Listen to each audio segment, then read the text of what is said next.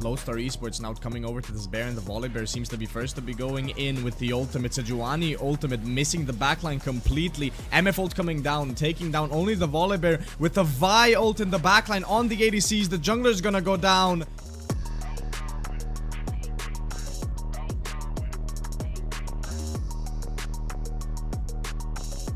Be a triple kill for the way, maybe even going for a quadra.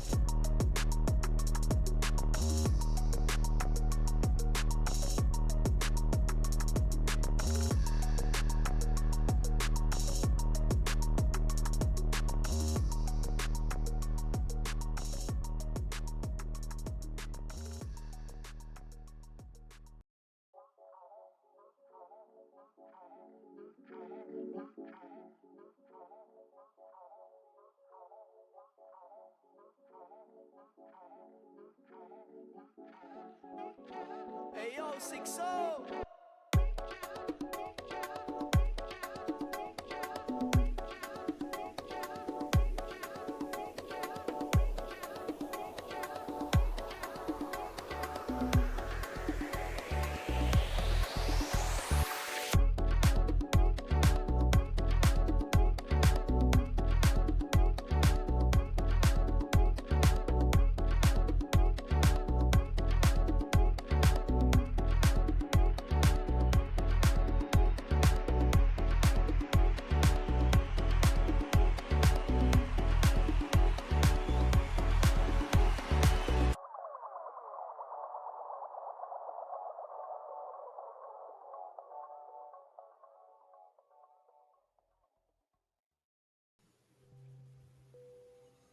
Hello and welcome to the SOL Division 1 2025 Spring Group Stage. My name is Oliver Day and I'll be your desk host and play-by-play caster for today's stream. I'm joined by your color caster for today's event, Astarid. Hello, I'm Astarid. You can also call me Chan. This afternoon we've got two exciting games for you guys. The first one being Leo versus Bulldog, with the second one being Ruzeh versus CD. Now, Ollie, talk to me. What is exciting you about this first game right now of Leo versus Bulldogs? Well, it is a bit of an underdog story if you ask me. Like, in terms of Leo being where they are in the group stage, obviously being towards that lower end. I think joint bottom with sitting there only with 2 points. Yeah. So it's definitely, in terms of it's definitely that Dave and Goliath battle. But then again, Bulldogs a very, very strong team at the top. Yep, they're currently tied for first right now, so it is actually first versus last for the first game. And I am rooting for Leo because I love the underdog story. Absolutely. And I would like to see Bulldog have one more loss on the history. Nothing against them, nothing against them. I'm just rooting for the underdogs here. Indeed, I mean it is quite important for Bulldogs to make sure they do sort of win today because, in terms of that group stage positioning, they are obviously tied currently with CD, and CD play later today. So, and I believe they also Ruzeh as well on the same amount of points as Bulldog. So it's important that they sort of stay ahead of the curve in terms, moving into the brackets. But yeah, I think definitely, both sets, all teams really needs a win today, in order to just keep a healthy overall group stage standing. But no, it's very exciting. It's really exciting. Chan, what sort of picks and bans are you sort of expecting today? What's for the draft? What are you sort of seeing? What are you looking to see today? I would like to see, maybe a Kane. I'm a big Kane fan. I love Kane. Absolutely. I know on CD, maybe the jungler Bo, they play Graves, Vi, Viego, and Hecarim. I know Kane is not very good in pro play, but maybe we'll see it. What about you? Any picks and bans you'd like to see today, Ollie? I mean, from a top laner's perspective, I'm a top laner. I'm looking forward to our first game particularly because Bulldog's top laner is a very, very strong player. I believe he will be playing on the Chaos account, so I'm really looking forward to seeing him in action. Now, he does play a lot of the sort of Maokai, the Shen, a lot of bruisers, such as like Renekton, and maybe a little bit of the Darius. So I'm really looking forward to see how that sort of basically, what he comes out with, and just how well he does on the champion that he selects. I mean, especially in pro play, especially in the top lane and the LEC, that which is obviously the peak of European League of Legends. There's a lot of bruisers top. Now tanks have really fallen off due to the recent tank nerfs. So champions like Cassante, Jace, and Bessa have really shined in this patch, in this current patch and the past couple of months. Then again, you do have the mage top laners a bit like Rumble. He was still amongst it, but definitely I would like to see a lot of bruisers, a lot of just overall fun-looking, exciting champions in that top lane. Yeah. Now, speaking of top lane, we'll keep on that topic. What are you thinking of the top lane matchup for the first game we have here against Leo and Bulldog? So on Leo's side, we've got Alphonse as a top laner, and on Bulldog, we've got Chaos as a top laner. What do you think those players, how do you think they'll do against each other? I mean, obviously top lane is one of them weird, wacky lanes where, if there's no lane swapping, it is just them isolated, and they will just, look to just go at it. And obviously, but then again, top side is also a really important place to have prio because of how good Grubs are, and obviously Rift Herald as well. So and obviously with with the addition of Adakan as well, it's made the lane a lot more significant than it ever has been. So seeing playing around that top side a little bit more has become a little bit more common. But I think that Chaos or Medieval Buddha, whatever, Mental Buddha, whatever account he's on, I think he will win it because he is the more experienced. He is the higher rank. Yeah. And I think his champion pool is a little bit wider, so he can counter pick. But then again, it just works, like I said, it depends on lane swapping. It depends on, the jungler's preference of Drakes or Grubs. It all comes down to that. But I do think that Mental Buddha or Chaos, he is definitely the favorite in this in this top lane matchup, I would say. And I think that I believe I would put my money on him to not that I'm gambling, but I would put my money on him to win his lane. Okay, that's fair Absolutely. enough.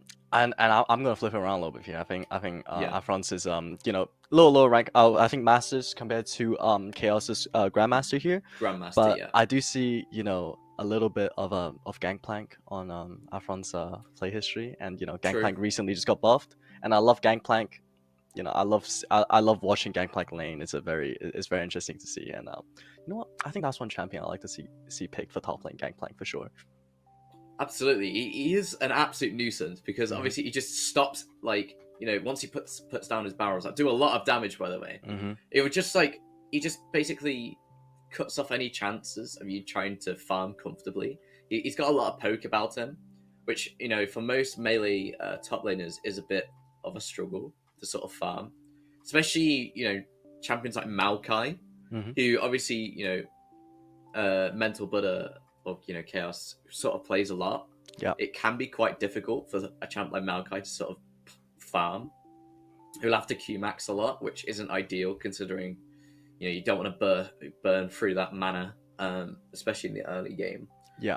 But I think Gangplank is a strong pick, and if he does, and if he is able to utilize it well and utilize his kit, I think it's not over for him. He's definitely got a chance in that top lane. Yeah, Gangplank is a playmaker, in my opinion, absolutely. And he just downright, he's spectacular to watch. He's a great character to watch. It's very fun to watch play.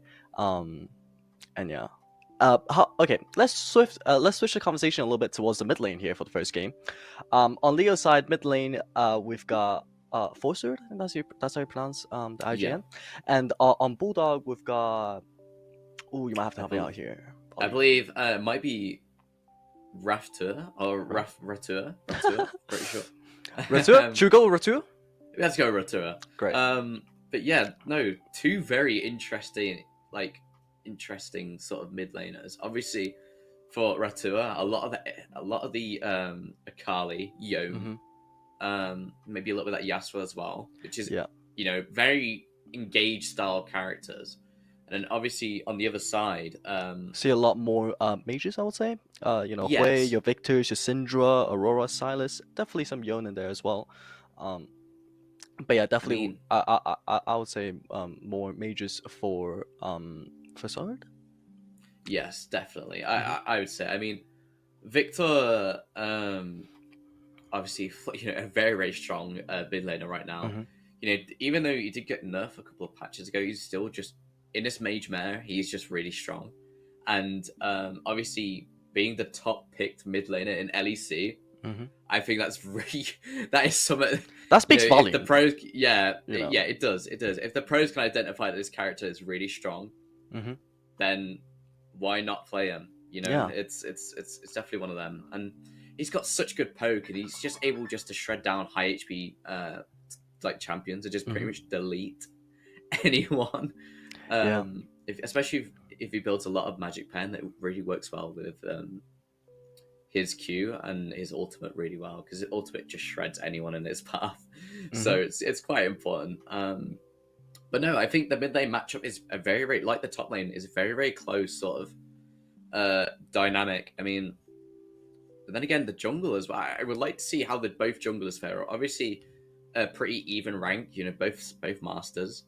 I would like to see how they sort of fare up. In terms of like what junglers they're going to pick, what junglers are going to sort of choose, and are they going to go with like maybe the more less HB, more CC, more maybe sort of... I like to see maybe like, because again I love jungle. I want to see more of a carry champion being played in the jungle here. Even though I know for like pro play the meta more favors towards like more like support bruiser heavy junglers, but I'll still like to see a carry jungler being picked out. Because if we take a look at Citron here, the jungler for Bulldog, I can see that they flex top lane as well. They love playing top lane and mid lane alongside with jungle. But so far in jungle, I'm seeing a few games of Mumu, a few games of Vi, and Skarner as well. Skarner is so powerful. Yes, absolutely. In a situation like this. I mean, Skarner, he's the most banned champion in LEC as well. Oh, right. So it is crazy how much people hate that champion. That Scorpion, everyone hates. He's just so good on it, like at the engagement. Like, it's scary when you see him running through the wall. Absolutely, like full speed at you.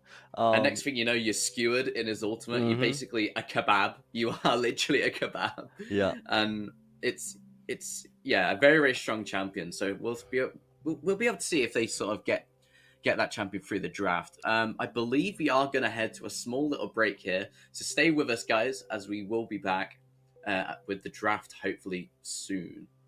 Perfect.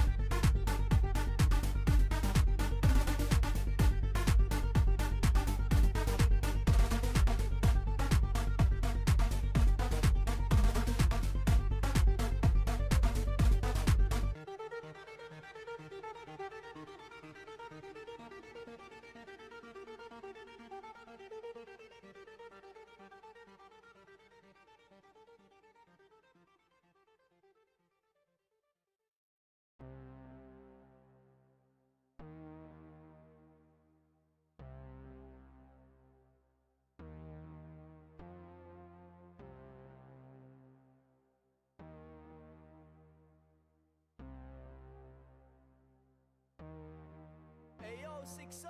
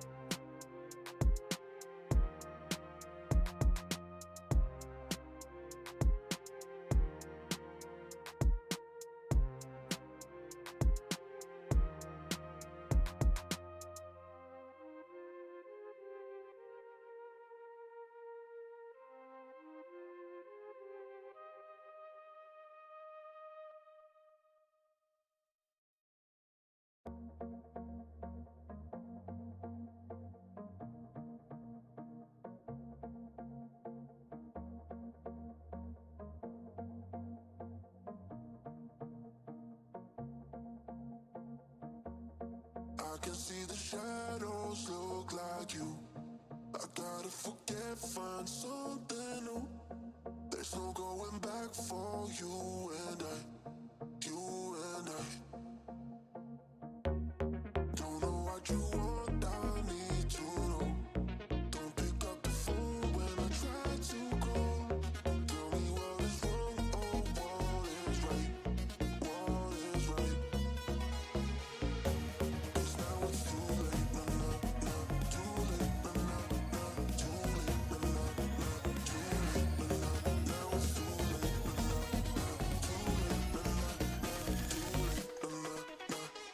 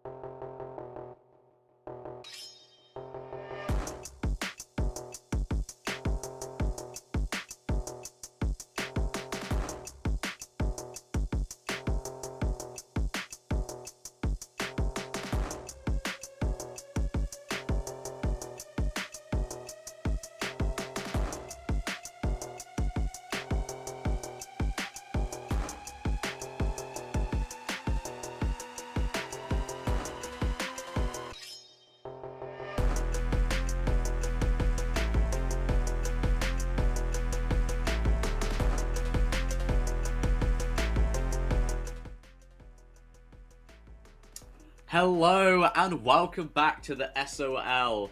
My name is Oliver Day, and obviously we did have a small little break, but well, we are back indeed, and hopefully we will be heading into the draft pretty shortly. Astarid, welcome back to the show. Welcome obviously back. we had a really good discussion earlier about the sort of different matchups across the Rift. Yep. Now for the draft, what are we sort of what are we looking to see? What are we getting hyped about? Again, just a little reminder. I want to see something exciting. Maybe a Gangplank top, maybe a little Kindred jungle. Maybe something more conventional in solo queue. Something that's just exciting to watch. Something of high impact. What do you want to see today, Ollie? I'm looking to see, a lot of hype basically. I want that top lane matchup to be electric. You know, hopefully two bruisers going at it. Maybe that Cassante or just maybe even a Jax. I've been playing Jax recently. I would love to see a little bit of Jax game, like just gaming. I think in the mid lane, let's see two mages going at it. Let's see.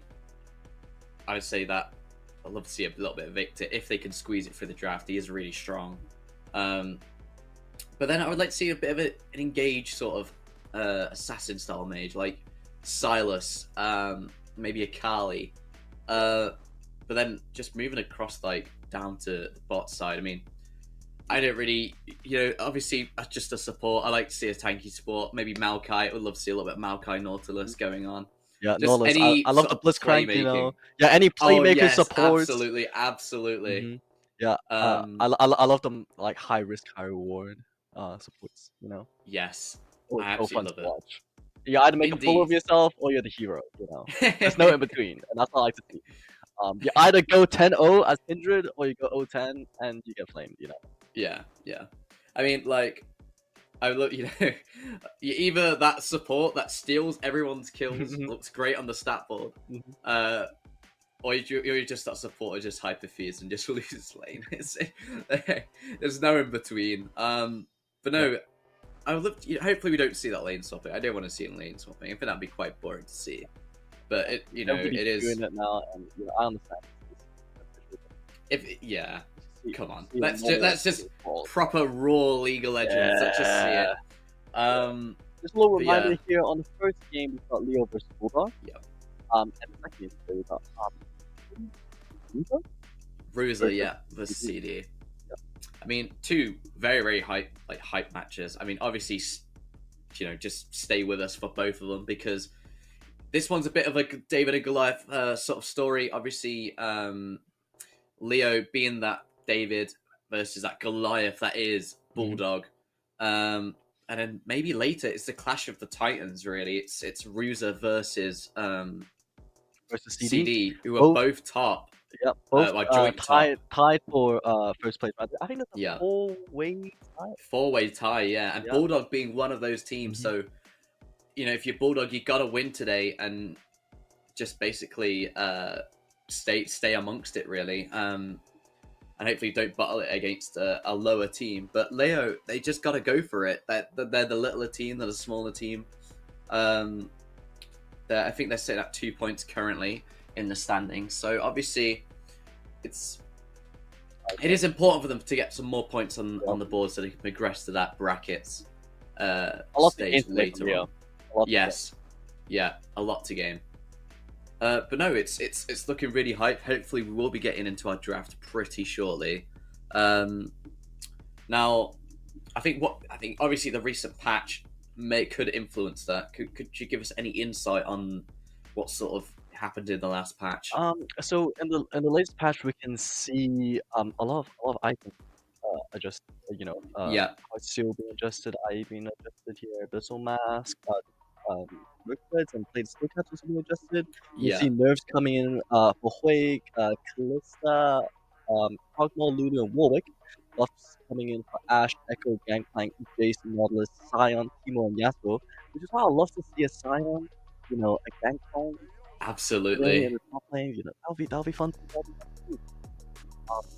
Indeed. I mean, obviously Abyssal Mask being, for me, I hardly see it like being used, but obviously it is an item, very good. I believe it was before it was nerfed. I think it was like a lot of MR, a lot of health. A lot of MR. That's a change. I can see here a little 50% MR to 45, so just a little nerf there on Abyssal Mask.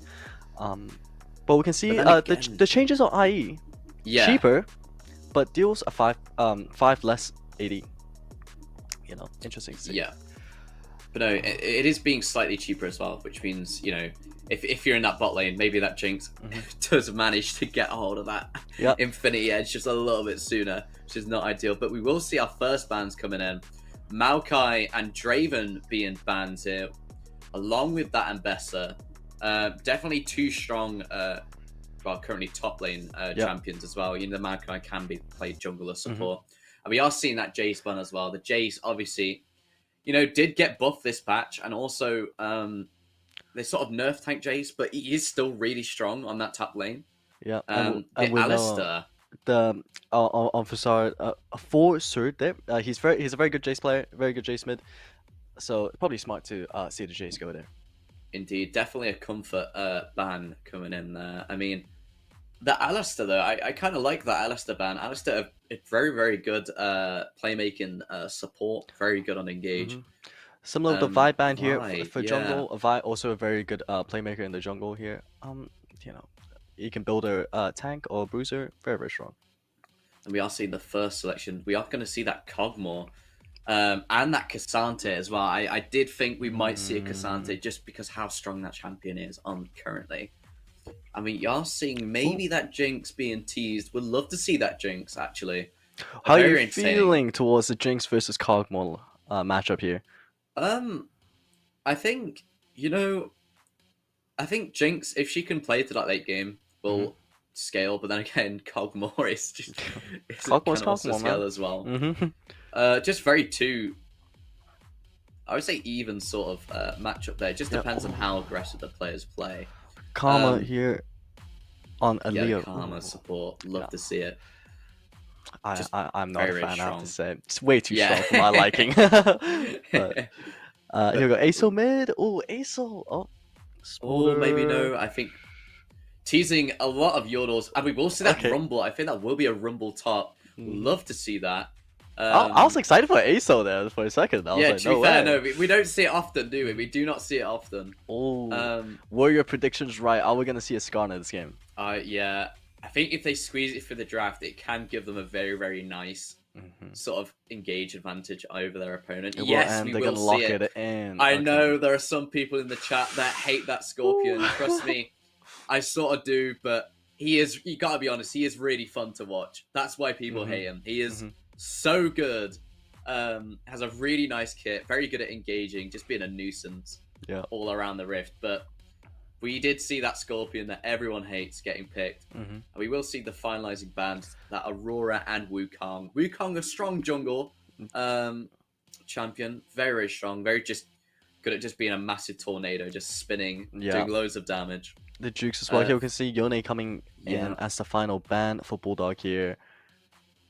Yeah, because we do know on Leo's mid laner they do like to play a handful of Yone, so that's probably Indeed. another comfort ban there. Seeing and we got Akali coming in from Leo. Akali ban. I think the Akali ban was definitely That was a smart play. Yeah, definitely smart there.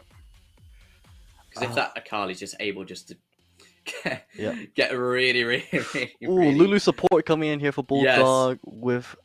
Oh, maybe a Corki. Oh no. Ooh, Wait, maybe a we are Corki? seeing that Corki being teased, and we will Yes. see that Corki. Yes, That that's will what I be a like to see. Corki mid lane, an absolute nuisance as well. Corki Infinity Edge is cheaper, so it's something he'll be looking to build towards. Yeah, and maybe J4 to finish off. I like that. Yeah, I like the I look like of John. that. Okay, hold up. Okay, we have two very nice compositions Yeah, here. I mean, Syndra coming in. Okay, yo, both of these teams looking absolutely stacked right now. I would not like to play Absolutely. against either of them. Let's just say that. I mean, just all around, very, very good engage. Obviously, you've got that Jarvan to engage a little bit. The Corki can just roll onto you and just dish out so much damage. Yeah. Obviously, you've got the Cassante. Into that Rumble, I think Cassante will struggle a little bit in the early game just because Rumble is an absolute nightmare. Just because his Q and his E, he's got so much poke. So trying to farm a Cassante might be a little bit difficult. But once, Cassante gets his ultimate, you can pretty much start to cook then. And obviously, it does benefit in building a lot of MR as well. But no, I mean, I like both compositions here. What about you, Chan? No, 100%. I'm loving both of them. I think both teams are looking very strong. Maybe a little bit more towards Bulldog, in my opinion. But we'll see how they fare up. But I'm very excited to see this Cassante versus Rumble for top lane. Also the Corgi and Syndra in the mid lane as well. I think that'll be very fun to see. Absolutely. I mean, both bands, I think both strong bands. I mean, obviously, they've picked some very, very strong champions currently, and they've just got... We're just not going to have them in the game. Obviously, Maokai and Bessa. I mean, that Akali, definitely a comfort ban. Definitely. You can but tell they both both in teams mid have lane. done their research. Yes, against each other. absolutely. A little bit of scouting before today's match, which is what you like to see.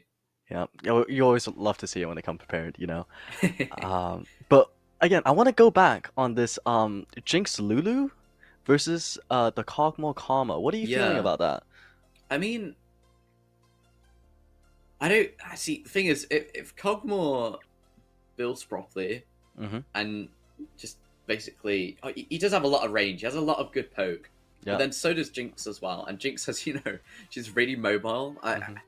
It's a bit like tit for tat. Yeah. You know, it's basically, it can be really even. Obviously, I don't know. We're gonna have to see how it sort of We like will. ends up. But obviously, both have scaling potential. I think it's gonna be like a the very Lulu. skillful matchup Yeah. here. Yeah. The Lulu and Karma as well. I'm excited to see how they fare up. But I do think Lulu is gonna be great into every single champion Yeah. on that team. You know, like Especially Syndra. if that Jarvan like decides to gank bot lane, just Yeah. turn him into a little toad. Exactly. Yeah, and he can't do much. Mhm. Obviously, Snabby, a very very strong player on that Lulu. I believe, if I'm not mistaken, it was like a 60% win rate on that champion in their recent ranked Ooh. game. So it's very very nice to see that. Yeah. Shock Mental as well, I believe. You know, they've been playing. I see them playing a lot of Smolder, Zeri, Tristana, but not really much Jinx right now. So I'd like to see how they do mechanically. And in the lane, I think we're about to load into the game now, or I think we will just be waiting for the slight delay, but then we'll be going into game pretty shortly. But a very, very solid draft from both teams. Obviously, a lot of support coming in the chat right now for Snabby. We love to see it. Keep the chats coming, guys. Honest to God. But it's I think they're two good drafts. I love the Rumble. Rumble very, very good at just dishing out high amounts of damage. I think likes to start on the front foot, needs to be really annoying. He needs to try and get his items as fast as possible. So we'll try and look for some early kills, a lot of farming, because he sort of relies on the items to sort of give him that that extra advantage. That over his opponent, a lot more damage. It would like to build a lot of like. I think we could see a Leandri's first item. I think a lot of just basically burning. A lot of true max health damage as well. I think I think definitely Bloodletter's Curse might be an item to build for this Rumble, purely because he's into he is into a Cassante who utilizes high MMR and armor just to just convert it into damage for his ultimate. So just reducing that a little bit could be quite good, especially when dueling on that top lane. It's I like the Rumble pick. Yeah. I'm a Rumble's huge gonna Rumble hurt. player. Rumble is just And gonna Rumble hurt. is absolutely going to hurt. Rumble is very nice. Yeah. But yeah, thoughts on that? Just any key sort of standout areas for you? Key sound areas. I always like to cast my mind towards jungle. Being the jungle player. The J4 versus Skarner pick here. I'm not quite sure how that's gonna go. I don't really know if I've. I know J4 being very very popular, great in team fights. Skarner being the same. I feel like in my mind, like kind of like Skarner and J4 is kind of like somewhat on the same tier for me. Like very engage heavy. Like a little bit more on the tanky fighter. Supporty type. So I like to see kind of who can aid their teammates better. But I like both J4 and Skarner has such crazy ganking potential. Yes. So we'll see. I like to see how the players utilize both those characters. And I do know cast jungler for Leo. I don't really see any J4 games. I see a few J4 games here or there. So I like to see how they do mechanically. Yeah. On that character. If they're not familiar with it, but as familiar as what they were compared to that Vi or Kindred. Then it could be a little bit rusty for them, but you never know. It's obviously ultimately we see once we get into game. Yeah, but it's similar coming in on Citron Bulldog's jungler here because they picked Skarner, and I'm scrolling through right now. I don't really see any Skarner games recently, anyway. So so I think it will be a fair matchup for the two of them. I can probably tell that they've both kind of played the team game for sure. Indeed. I'll be looking to see what sort of like they prefer the grubs if they do want to contest things because obviously grubs are really really strong. Or they'll just sort of prefer to play play for them drakes. But obviously, it's obviously with Adakan in the mix as well, Yeah. so objectives are a little bit more important. Mhm. But yeah, I believe we will see how both teams sort of deal with that and just work around that. But we will be heading into game now, I believe. So this is it. This is it. First Both game. teams. Bulldog versus Leo. Let's see Yeah. it. Let's see it. We love to see it. Doran's ring first item for that rumble. Sort of go for that. I mean, to be fair, usually I don't really hate the idea of taking Doran's shield on rumble as well, but it will give him that early AP, a little bit extra advantage. I believe we will be heading for both teams going for that 5-man top lane. What is 5-man happening? top lane, Whoa. yeah. Might be looking for an early gank, maybe, but Is this I don't know who wins this level Whoa. one. What is happening right now? Okay. We are going straight for it. Oh, as yeah, we it's pick just up a very brawl. early. Meanwhile, Skarner will go down thanks to the Corky damage. That is really not ideal. Oh, 1 HP down. Four. Kassan Kassan does go down from the Indeed. Feels like I'm watching Not an Earth game right now. ideal. What is happening? Absolutely not ideal for Bulldog. A very, very good start for... That is... Wow. I'm stunned. I'm actually speechless. Both teams just went straight in there on the top side jungle, but... Oh, that first early damage... It's just from that Corky. It's just so strong. Absolutely destroyed that Skarner. You can see the flash coming from the Karma and the auto attack to finish off Definitely the worth. Kasante. Yeah. Absolutely worth. Insane. Insane. Are we playing Oh, Earth? dude. Okay, this is I love to see it. I love to see it. Do you see what when I said like I want to see an interesting game? This is what I'm talking about. This is absolutely what I'm talking about. But that is an incredible start for Leo. Now they would have that early, massive gold advantage. They also have completed one of the feats of strength for Adakan with that free. It's a very, very strong, an early 1.3k gold diff. Insane. But yeah, Leo, very, very strong. We will see a little bit of ganking earlier on from definitely as the lane lane switching swap is there. Coming in as predicted. Oh, crazy going in the jungle. We can see the J4 chasing down the Skarner in the jungle here. Indeed. What is happening in this game? Early poke. I mean, I think they will just like let this Jinx, that lane swap just go a little bit. They will just give a little bit of space here. That Rumble just patrolling this bot side jungle, giving no room for the Skarner to farm. Yeah, and we'll have to see the Skarner has been pushed off with the J4, finishing the Skarner's blue side here. Yeah, we could be looking for maybe a bit of a early gank on this bot lane. I mean, obviously Rumble not really the best at sort of ganking, just has a little bit of poke, but we'll sort of see how that fares up. He'll go J4 here Jarvan also. Is there.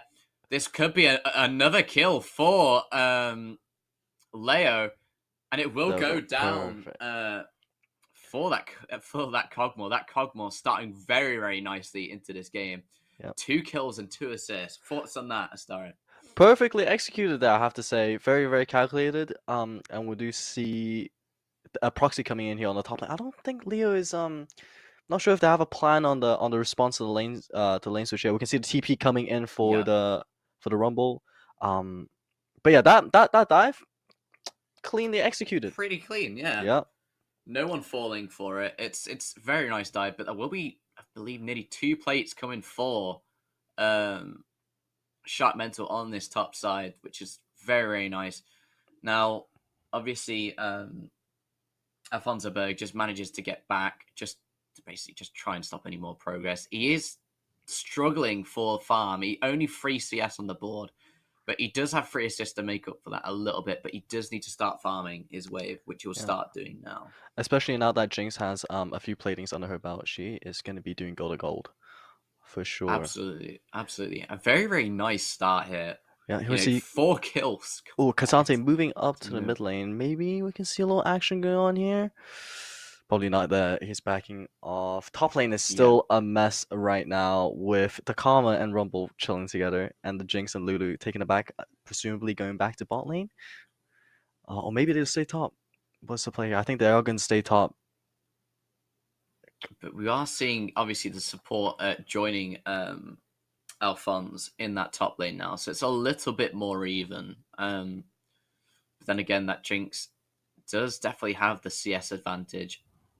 Does have, I believe, that slingshot already. So her attack damage will, or attack speed, will be slightly increased. So she'll be able to just deal a little bit more damage more frequently. But we are seeing both the top laner and support recall. Yeah. And Jarvan joining Kog'Maw in the bot lane, both junglers bot side, probably looking for maybe a potential gank. But no, I don't think we'll be seeing that. But no, this is a really good start. Obviously, managing to get the boots quite early for that Kog'Maw. Here we go. Dragon being started here for Leo with the Skarner. Just reset. Not even gonna fight it. I'm gonna see the Karma, Kog'Maw, and J4 here both finishing off this Dragon. I think it's definitely a smart play maybe for the K'Sante lane switch there and not face off in a 1v1 against the Rumble. Yes, I think so. I mean, obviously the K'Sante just farming it in that bot lane. But that Rumble's not really farming as much as what you'd like them to, but they do have the advantage, so it's okay for them to just chill.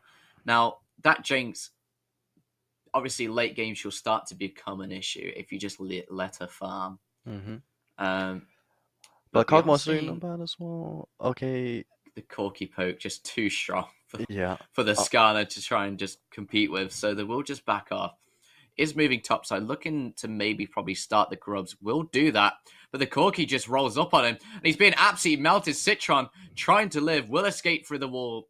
But now 4 players topside for both teams. Now this will be, I believe, a little bit of a steal for Leia, as they will claim both of these grubs uncontested by Bulldog, just knowing that they can't fight this because Leo just have such a big advantage early game, and that's 2 for 1 grubs.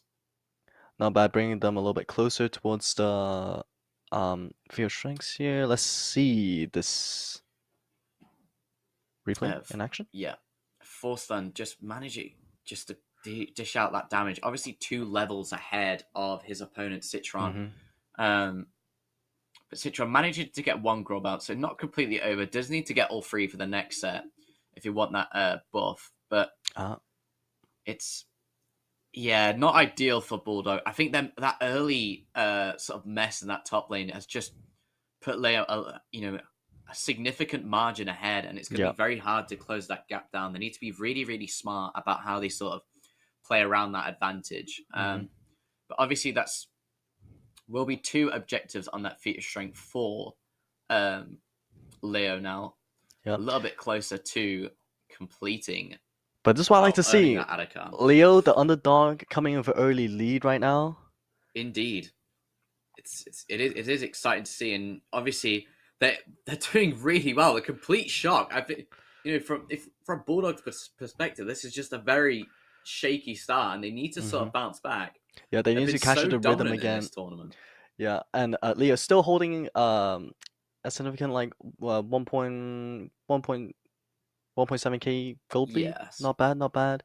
But we can see the K'Sante is not doing great on CS.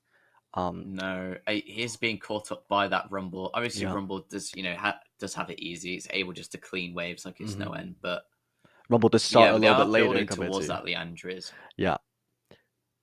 I see Lulu coming in here. Rumble is on vision. Okay, potential gank. We are seeing Lulu ultimate being popped, but the Rumble will just get away. Yeah, not enough damage right there. Yeah. I mean, it's not the end of the world. The Kog'Maw will join the Rumble on the top lane to take over. Yeah, hopefully deny the Jinx on plates here. But Skarner is here. Maybe we can see a little dive coming in. We would love to see a little bit of a dive. But meanwhile, the Jarvan here as well. Now, can they get off? It's a beautiful ult by the Skarner. Beautiful flash able for Lulu to skewer them up. But Jarvan, in the meantime, dealing so much damage, will just managing to stay alive thanks to the heal from the Karma. Excellent play by the support, but unfortunately they will go down, paying a price for that. Got a little bit too greedy trying to look for that Jinx, but they are slowly back in this game now. Only 400 gold off, but 2 kills on the board for Bulldog.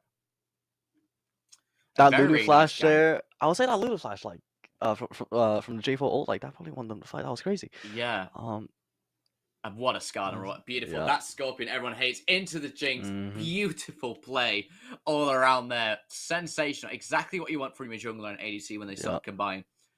Now that Jarvan just able just to live, but unfortunately the Karma just gets so greedy. Yeah. Tries to chase, but obviously the Jinx does have that that I believe that Doran's Blade, so we'll get a little bit of lifesteal back from farming them minions, but and they just get completely pinched down by the Skarner, as we expected. Absolutely. But I love seeing a Shark's mechanics there. Like Indeed. The kiting we saw, the movement, very, very lovely. I mean, Citron, I've got to say, I'm not Skarner. I know it is Skarner and we don't like him, but Citron on that Skarner is just able just to set up that beautiful play, which is what you want for that playmaking jungler. Yeah. Fire Drake spawning in bot side here. But then again, large portion of players top side, I think they will be looking to sort of fight as they await Grub spawning in, which we will see now. Yep. As we can see, J4 coming. Oh, never mind, going back in the melee. Maybe stopping the Syndra from backing, but I do think Bulldog here is going to look for the Grubs. Yep. Yep.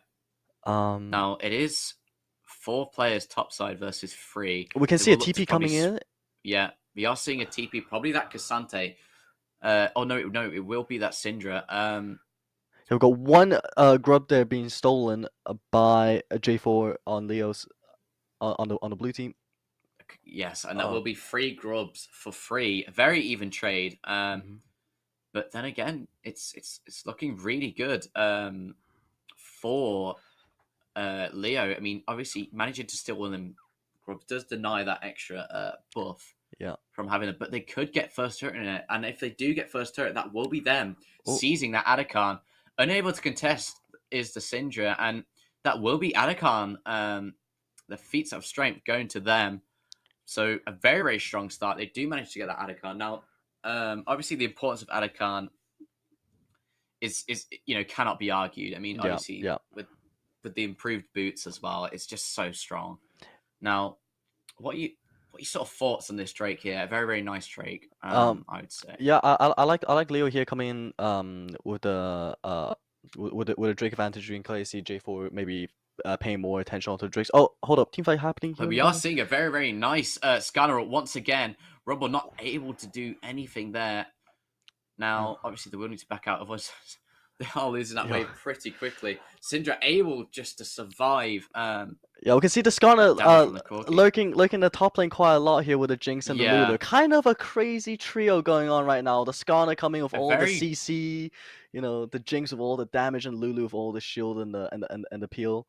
But they are currently sort of back out here, being chased down by the Corki and the Jarvan as well. But they could be caught here. The Jinx trap's deployed. Not really gonna catch anyone in that. Meanwhile, the support needs to try and recall. She is in no man's land. Yep, and they know that and they know it, and she will be going down here. Just absolutely dismantled. But it's fine. 0-7 to Lulu. She had to do it for her teammates. Indeed. We see finally Rumble versus Cassante again. The two top laners are meant to be facing off. Finally facing off 13 minutes into the game for the first time. We love to see it. There will be a plate for Cassante there in the bot lane. But I think it's important to note, look at this Jinx, Chan. I mean, obviously 3 kills. That's a bit of a bounty going out. It's ideal for that Jinx. She's slowly grown into the game. She's starting to deal a little bit more damage. Does have that first item. So they're absolutely amazing on CS as well. Yeah, absolutely. I mean, considering that they were quite far behind, given the early disadvantage, she's really brought it back. And obviously, that is probably your win condition if you are Bulldogs. You need to get this Jinx properly scaled up. Yeah. Give her all the peel that she deserves, Absolutely. And with that, we can see Bulldog taking the gold advantage here into the game. Despite Leo having more kills, but Bulldog is, I think that they are about 1k gold up. Indeed, and they do have that turret advantage as well. 2 turrets to 1. Well, 2 from the top side. So definitely have that top side prio. Which means this Rift Herald would surely be theirs. Both teams just excellent positioning all around here. Obviously, just overall, I think it's been a very, very strategic, maybe a little bit. I would say strategic, but then again, it has been sloppy at times. That first opening top side, I just can't get over that. That was insane to watch. I very much enjoy that, but I would say the key moment of this game so far, I've been loving the trio that has kind of been created in the top lane with the Jinx, Lulu, and Skarner. Indeed, man, the dives have been coming in as well. I think every single dive so far has been very well calculated. Absolutely. But yeah, I mean, this Corki is a little bit fed as well as that Jarvan, but the Corki more so, definitely the more dangerous one. I mean, is keeping up with that Jinx on CS. Now, this could be a potential bot turret there. It won't be. Yeah. If we look on top lane here, J4 coming in, maybe potentially for a little dive on the Cassante with the core. We'll look to recall. What are they gonna say here? Are they gonna go in? He does. Cassante does choose to say. I think he fancies it in a way. I think he's getting a little bit confident, just encouraging that wave to come in as the Corki. Maybe he knows he'll live. Here we go. J4 coming in. Does manage to get his stacks, will sort of bring them in. The Jarvan does tank 2 turrets, forces the flash. The Citron just not able to find, well, probably does the smart thing, just hesitates a little bit rather than recalling straight into. I think we jinxed it with the calculated dives here. That was when we spoke. That was a little bit less calculated there. But no, it is solid. It showed them a little bit of space, but they will sort of back off from that rift because of how low that cast is. Citron maybe thought about it. Did manage to get the rock off, but just try and slow him down a little bit. But this Rumble able just to keep farming, slowly getting into the game a little bit more. Does have that first item, needs to try and work for them boots.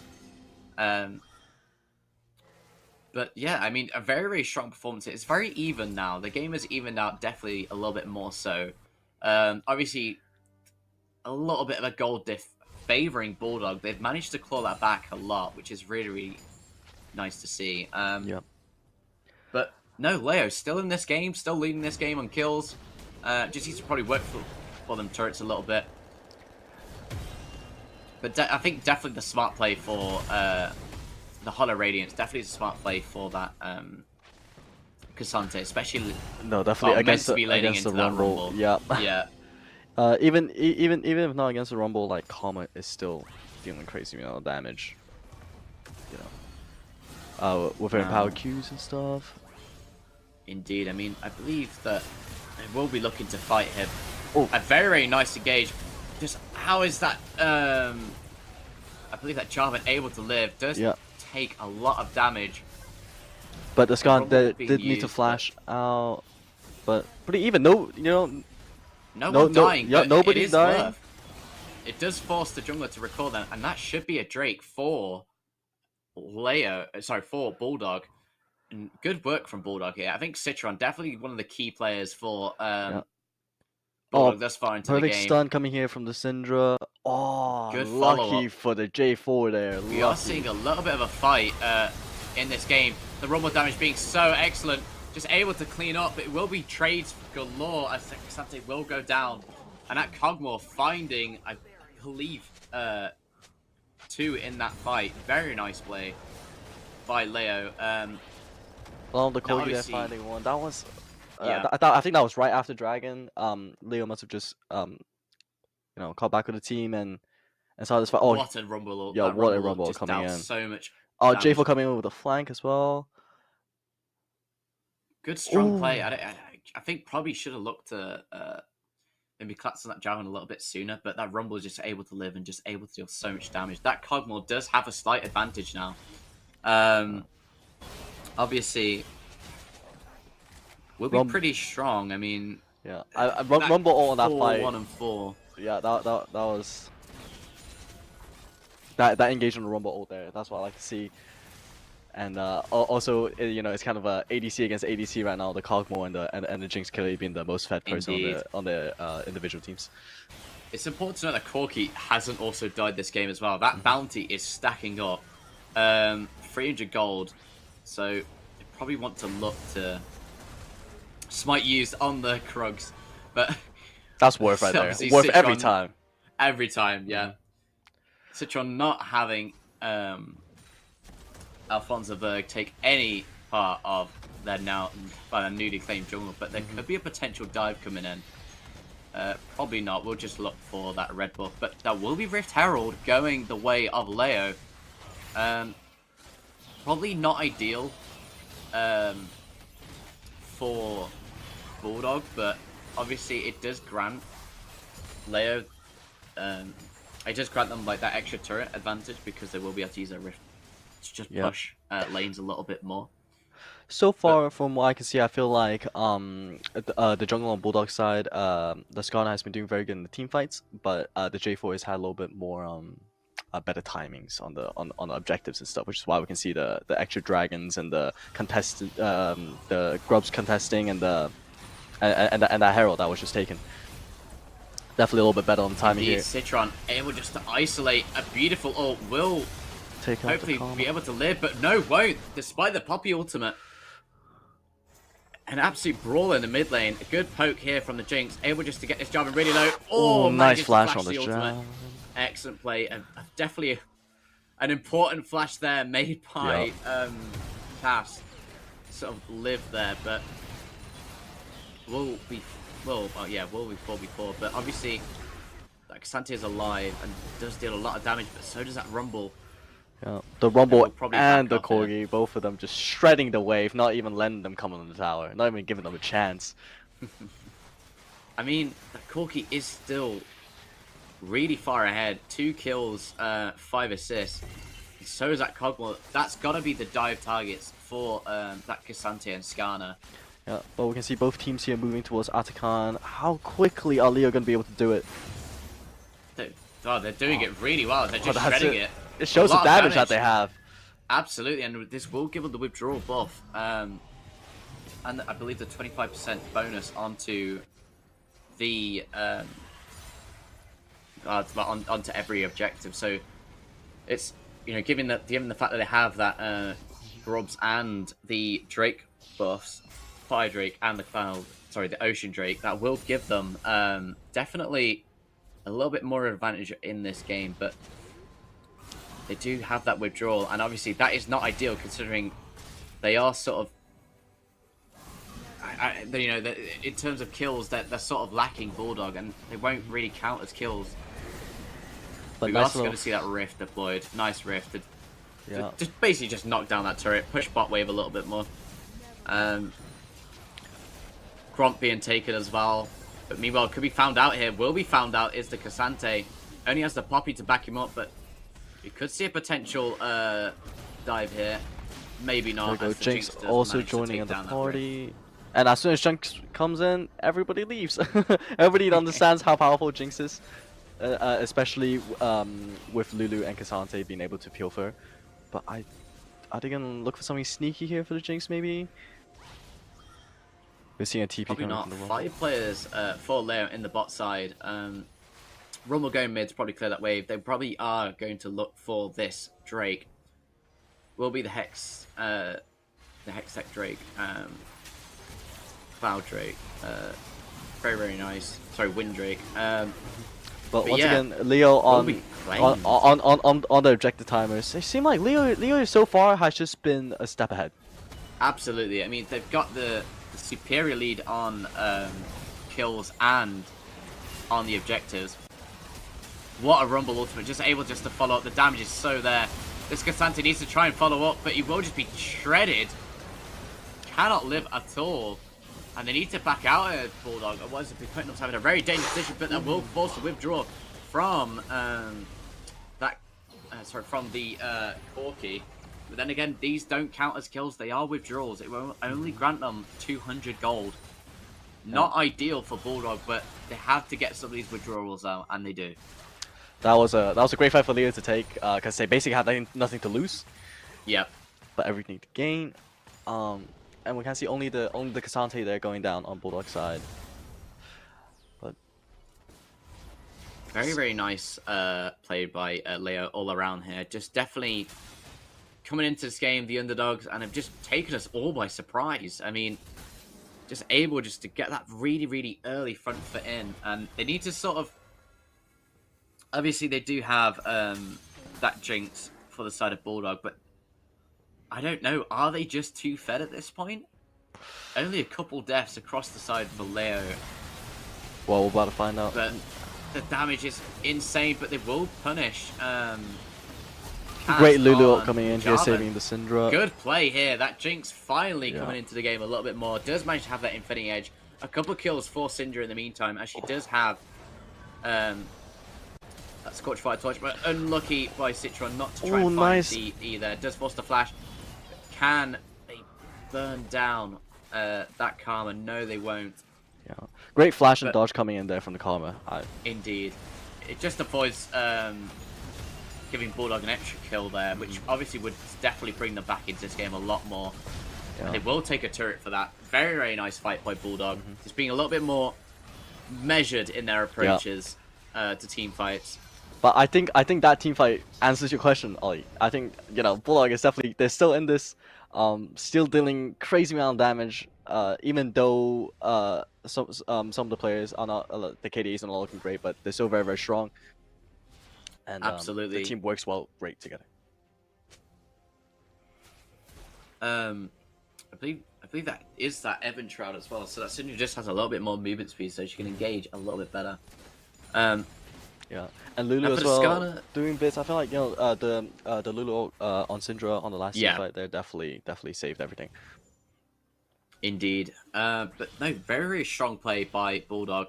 Obviously, that top lane matchup, but you might have hyped that up a little bit too much, considering both top laners have only ever been in top lane like a couple times, and they've really had, you know, they've rarely sort of fought at all. But Yeah. I think definitely the Rumble getting the more value in this game compared to like Cassante. Yeah, so far I definitely have to, top lane wise, I have to give up to the Rumble. A few crazy ults coming in here, and just, yeah, love to see it. And we're trying to take the Baron, and I don't think that Leo would try and give this up as easy. That Combo doing so much damage. Meanwhile, the follow-up from the Corki and the Rumble ultimate will just burn them down. Corki finds 2. Will be following up.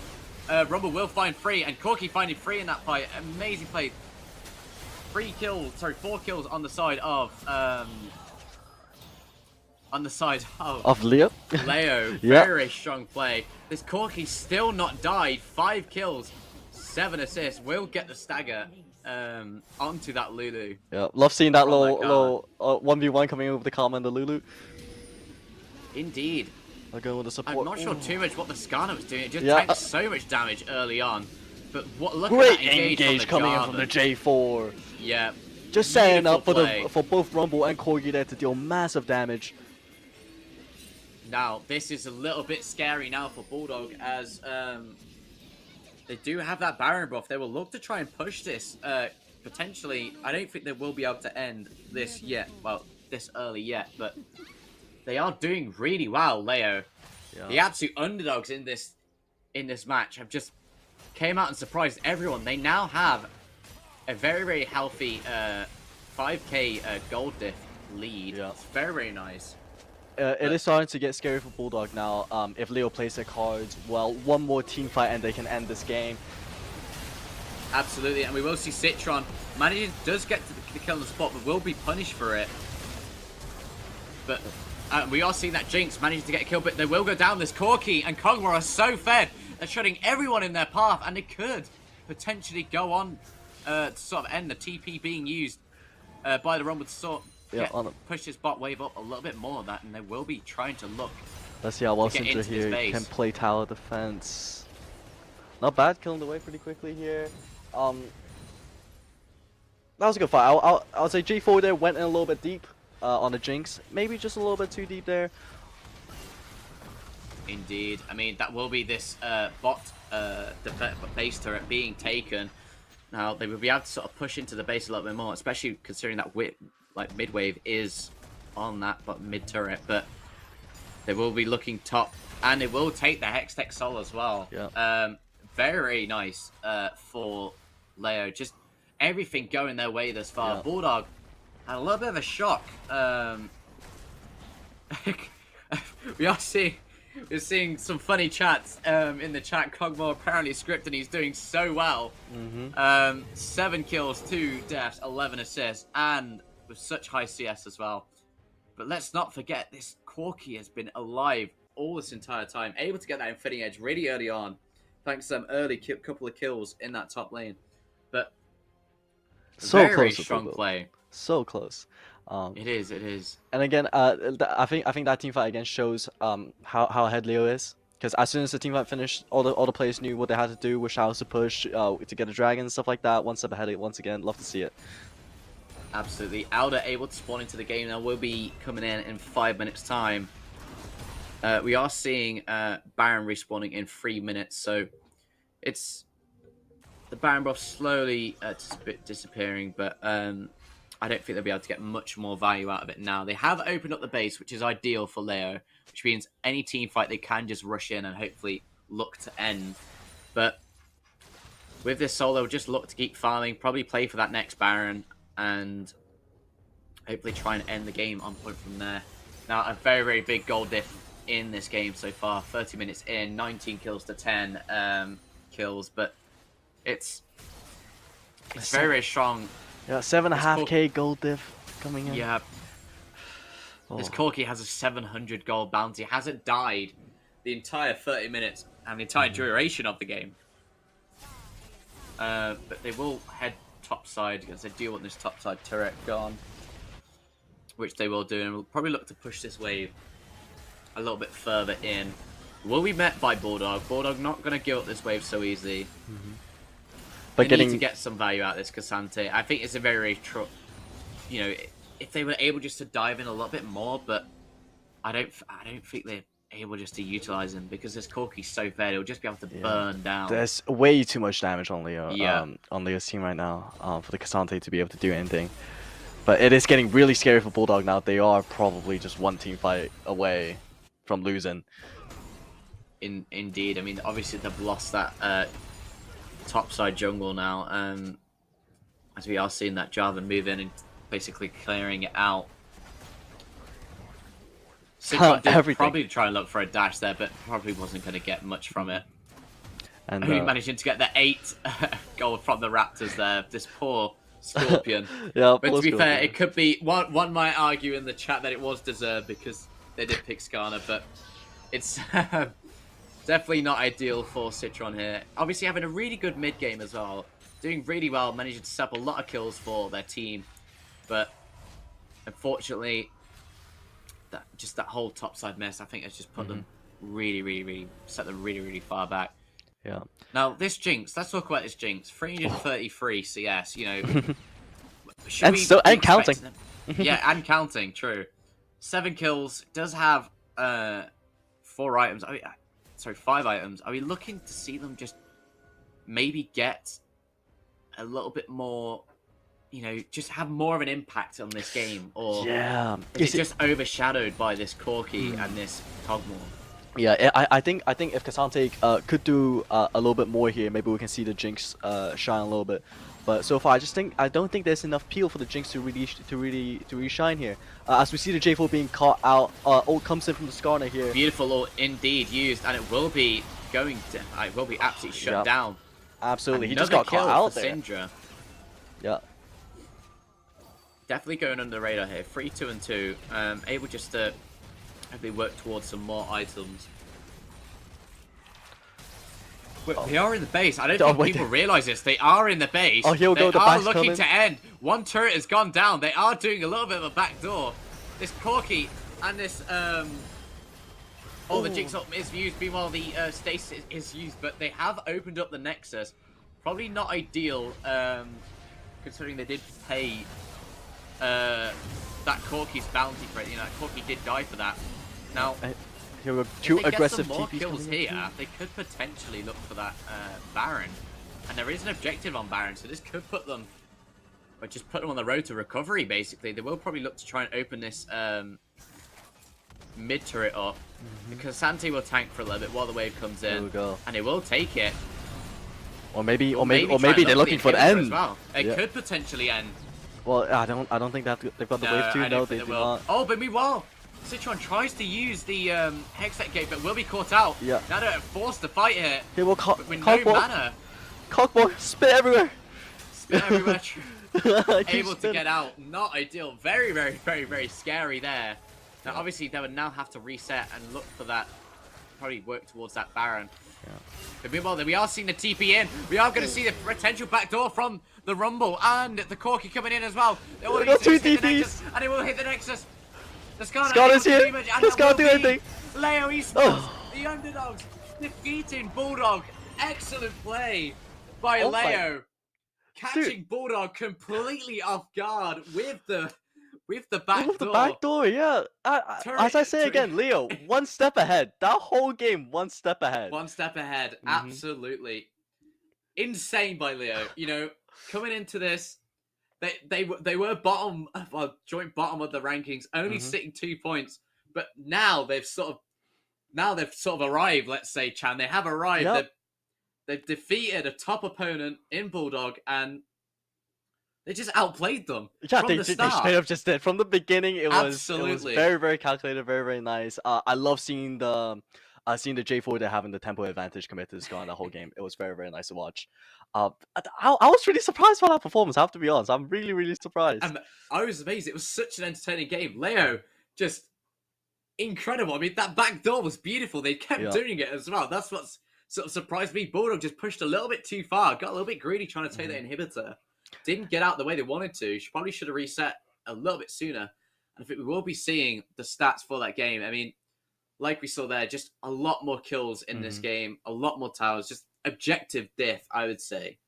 Yeah, I love seeing the comeback on the Rumble as well, because I know the Rumble had a little bit of a weird start to the game with the whole lane Yeah. switching and the Jinx and Lulu kind of bullying him in the top lane. But during the mid game and the late game, I love seeing them bringing it back. And again, hats off to the J4. I think the J4 did absolutely amazing this game compared to the Skarner. Absolutely. I mean, to be fair to the Skarner, they did do some really nice engages, securing some kills for their team, did some good ultimate and good combinations around that. But that Jarvan just able to engage for the team probably was doing a lot more than what the Cassante should have done, to be fair. I mean, if you pick that Cassante, you want a chance to just engage and just go on and just be an absolute nuisance. Walk forward and just shred anyone in front of them. But Yeah, but it wasn't his game today. Wasn't his game. This game was not his you know? game. Yeah. But okay, let's talk about the ADC matchup how going on here, because Absolutely. I that mean, Cogmore and that Jinx, both of them very, very fed on the team. yes, Both of them did absolutely. absolutely I amazing. think both did really well. Like, there's, there's nothing much that for that Jinx. They couldn't. I don't think they really could have done much more. They did scale. They did get that right items. Mhm. They did do a lot of damage, but unfortunately, the team just didn't really benefit them or enable them to just carry. Yeah. Whereas compared that Jarvan, that Rumble, Mhm. everyone was like peeling and everyone was just supporting this Corki and this Cogmore, Mhm. and they were just able just to deal large amounts of damage and just absolutely like destroy everyone. And to be fair, to Alphonse on that top line, on that top lane, on that Rumble, did a really good job at using his ultimate as a lot for zoning really in them fights, just using it, slowing down, because I think it does provide a slowing down any opponent that was sort of heading their way. Yeah. And And just dealing massive damage in the yeah, meantime. and of doing also it. just dealing massive amounts of damage. But Yeah. very good ultimate usage. Now Mhm. we are going to have to look and maybe try and pick an MVP here, Chan. I mean, what are your sort of feelings around that? Mhm. Who would you sort of say? Oh, I have to give my hats off to. Oh, it's a hard one. It's a It hard is one. really hard. It There's is so really many, hard. like everybody played a role, I think. But yeah, I do think Twitch chat is gonna pick the MVP of this match for us. I think, yeah, to be fair, if we're listening to chat have Mhm. made it very clear that they do want Alphonse Alberg. And I think we might go with Alfonso Berg as the MVP. There you go, chat. I hope you're all happy. I mean, to be fair, credit where credit is due. Was the more valuable top laner in this game. Did do a lot, and obviously with that back cap as well, the TP in behind just gave up their life just to keep smacking that turret. Yeah. I mean, split pushing galore, which is exactly what you want from your top laner to do, and yeah, to be and fair, again, he the did it. comeback from the early game, during the mid game and late game, they did so well. Like, yeah, I think they're definitely worthy of the MVP. I agree with that pick, Absolutely. for sure. And there we are. I mean, Alfonso Berg, your MVP for that game. Credit where credit is due. Absolutely delicious. 64% of people said they did want that MVP. And yeah, our final result for that match. Leo Esports 1, Bulldog 0. And we 0. will be heading to a break. Stay with us as we do have an absolute clash of the Titans in our second game as CD take on, I believe it is, I can't say it. It's Ruzeh? Ruzeh? Yeah, Ruzeh? Yeah. We'll go with yes, it. stay with us, and we will go to a break.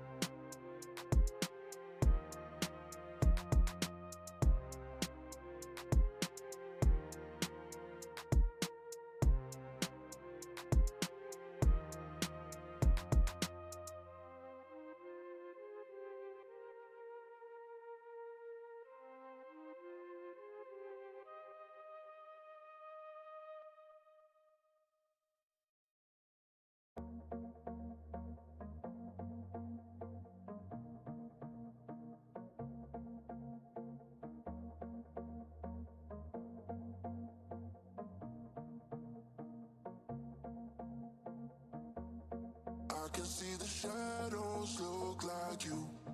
I gotta forget, find something new. There's no going back for you and I. Don't know what you want, I need to know. Don't pick up the phone when I try to call. Tell me what is wrong, oh, what is right, what is right. 'Cause now it's too late, too late, too late, too late. Now it's too late, too late,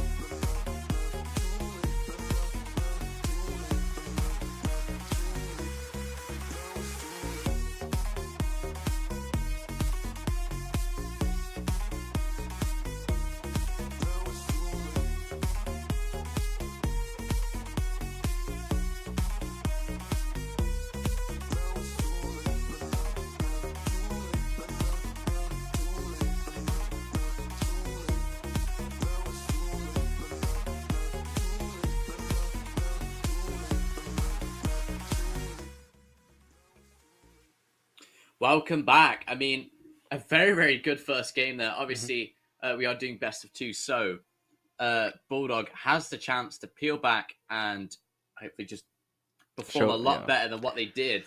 And show us Leo why they're catching- deserving of the first place, you know? Absolutely. I mean, Leo just surprised all of us. I mean, we were speechless. Given their current standings, it is amazing. And I believe that we will be shortly heading into game, for the draft anyway, as Bulldog, they need to sort of, I think, definitely refigure how they're going to use that composition. They might want to ban that Corki, that Cogmore, who were very, were very, very strong last game. Obviously, that Corki only dying like 35 minutes into the game, which is not ideal. You need to find them sort of champions a little bit more. So I think, it's definitely going to be an intriguing second game. How do Leo stay on top? Then how do Bulldogs sort of come back from this? But on that first game, a little bit of analysis, Chan. What do you think was? Do you think it was a draft diff? Do you think they just didn't play it well, or? I think, I don't think it was a draft difference. Because I have to say, in the beginning, when we just saw the draft, I thought Bulldog had a better draft. Yeah, agreed. For sure. But I think Bulldog's bigger downside that game was definitely the Skarner's tunnel vision on top lane in the beginning a little bit. I think, they could have diverged their attention a little bit to the other places of the map. And also, that in the beginning of the game, that top lane fiasco that kind of happened, giving them giving Leo a 3-kill lead, that definitely didn't help Bulldog's case either. But and also the Cassante falling behind as well. Maybe Cassante should have just looked for that 1v1 with the Rumble in the beginning. Rather than going up against the Cogmore, which I mean I don't really think Cassante can do anything against the Cogmore in the beginning. I agree with you. I mean, personally, I think that the Cassante could have. They just needed to utilize the Cassante a little bit more and just make sure he actually got value. Because to be honest, I don't think his only value really came to Leo, who just farmed off him. So he did go, I believe, 0-6, 0-7. So it's not ideal. And obviously, Mental Butter is a top player, and hopefully they'll bounce back. I think they might pick something a little bit more able to do that. I mean, a Maokai would have been perfect against that composition. Obviously, he would have struggled into the Rumble to start off with, laning, but to follow up from Maokai's engage, his util is crazy. He's got really high CC, he's got good engage. He's got his W to just basically hone in and just collapse on someone. Yeah, literally point and click on somebody. It's great. Literally. And obviously his root, I think his Twisted Bramble, his ultimate is it's insane. It is really insane. Lane wide. Yeah. If you throw that in the lane, somebody's got to tank that. Absolutely. But I would like to see how the players how they bounce back mentally, especially on Bulldog team. How they bounce back mentally from that, because as Ollie, you playing competition as well before, being the top seed, losing to the underdog, especially in like a backdoor situation, that can be very damaging to the mental. I would say it is. Yeah. And Leo as well. I think they need to stay on top of the game. They can't get lousy. They can't be we've won this. It'll be fine. Whatever. It was definitely still a close game. And they have to stay on top of it. I mean, like Leo, you can't get cocky now. You just got to stay ahead. You're one step closer. Just keep going, keep pushing. Don't give up. But then it is important that for you do just don't get greedy. Don't think we absolutely bossed them, because this could be a blip. This could be a blip for Bulldogs. But if you're Bulldogs now, obviously you just gotta accept that you didn't play well and move on. The only goal should be just heading forward and just getting better. I believe we are gonna go to a small little break. if you'd like to join us after that, I believe we will be heading into the draft after that. But yeah, to break.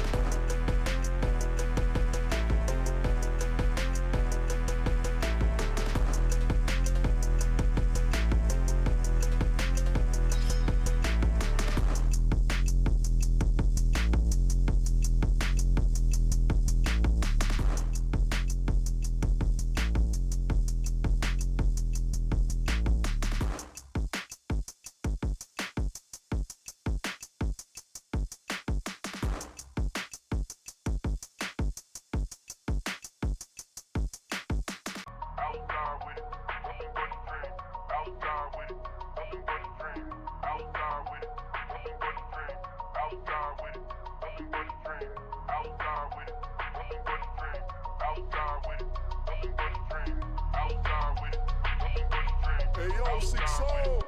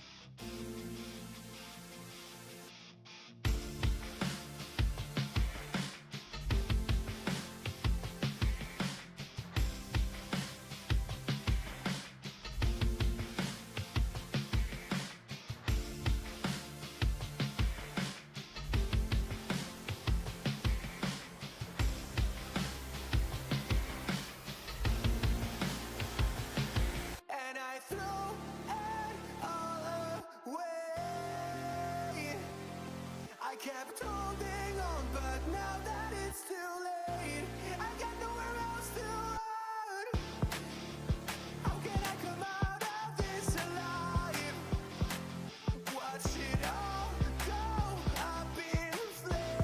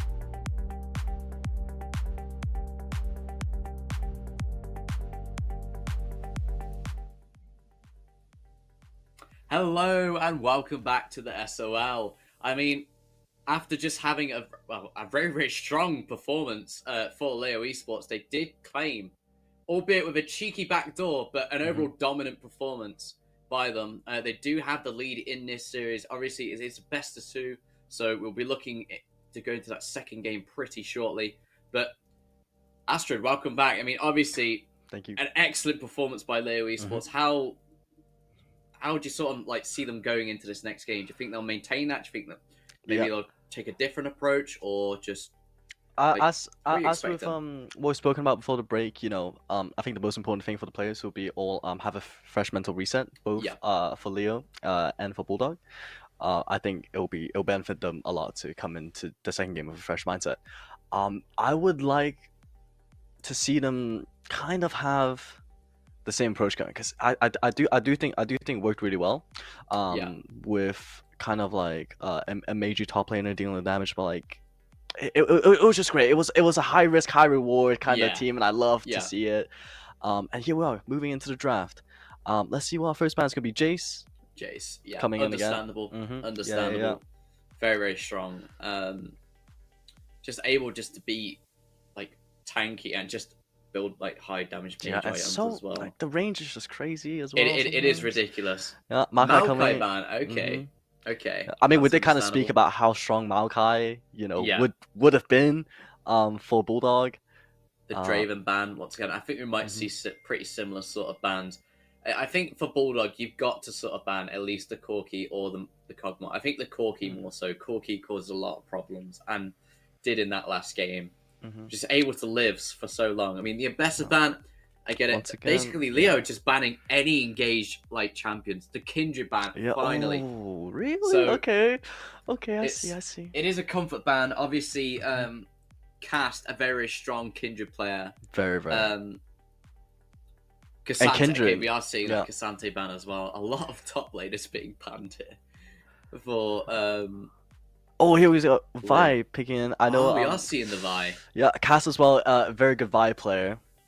So I believe Citron as well. Citron, I believe, is a they've dabbled with Decent Vi. Vi Quite good at player. Vi. Yeah. Are we going to see that Cogmore? Are they going to pick that Corki again?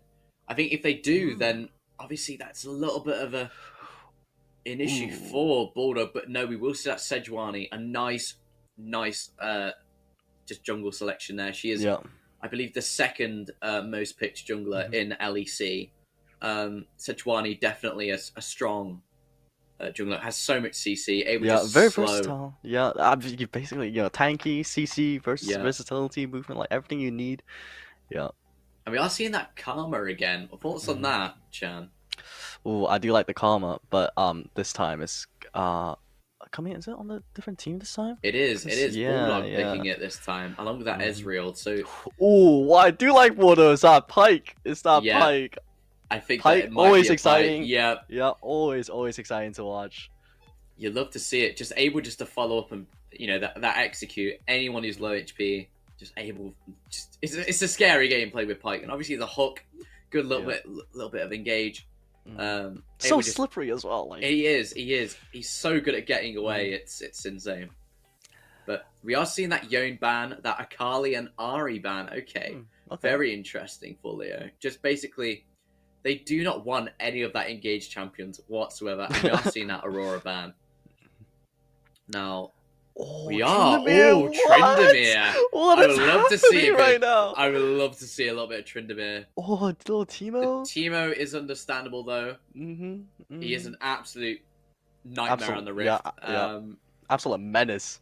And to be fair, he did get a recent buff. Oh, we're teasing loads of stuff. I would like to see the Gragas. Yes, I love that's a what I'd like little to bit of see. Gragas. Gragas, I love exciting that. champion to watch to play. Indeed. Bomber, very good at engaging, very good at just setting up. But we are going to see that Victor. That probably a Victor mid. Yeah, it will be a Victor mid. And like a Leona. I think that might be a Leona top, I'm pretty sure. A very strong champion. Very hard to duel sort of contest with. But we are going to see that The Corki. Corgi once again. Ooh. Oh, okay. I gotta talk about this draft real quick. What am I looking at? Yeah, so... once again, I feel like Bulldog has kind of gone for the conventionally looking like something you would see normally, and on Leo's side, I mean, Pike we don't see very. Do we see Pike often here? I'm pretty sure it has a 31% pick rate, so okay, that's not bad. It's pretty common. But no, unless that's a Karma top. Oh, okay. Karma top is very interesting. Leona top I've seen before, but Karma top is not something that I'm much familiar with. I would love to see how they sort of play around that. Obviously, Karma able to poke quite well, but then again, Gragas can as well. So, Gragas, probably winning off stats alone in that trade battle. If he's just able to E on W and just follow up with a combo. Yeah. But we'll have to see what this Karma can do. But no, two unique drafts, I would say. Yeah, for sure, unique.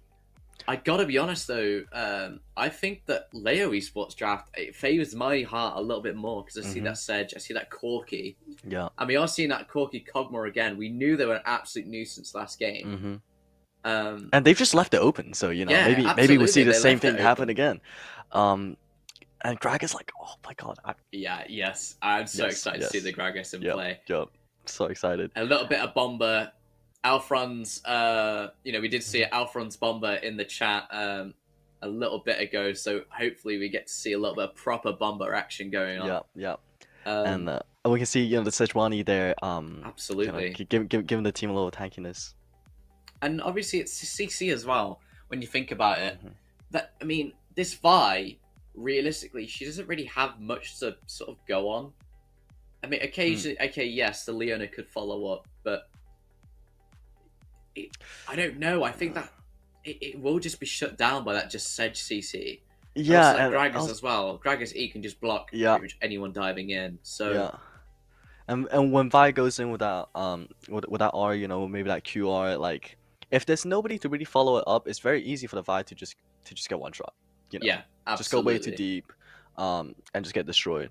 So I like to see how Citron kind of holds himself this game. Hopefully a little bit better. I mean, to fair, even last game, like he did good on Scar. Like Yes. all the plays he set up for his team, like they're all great.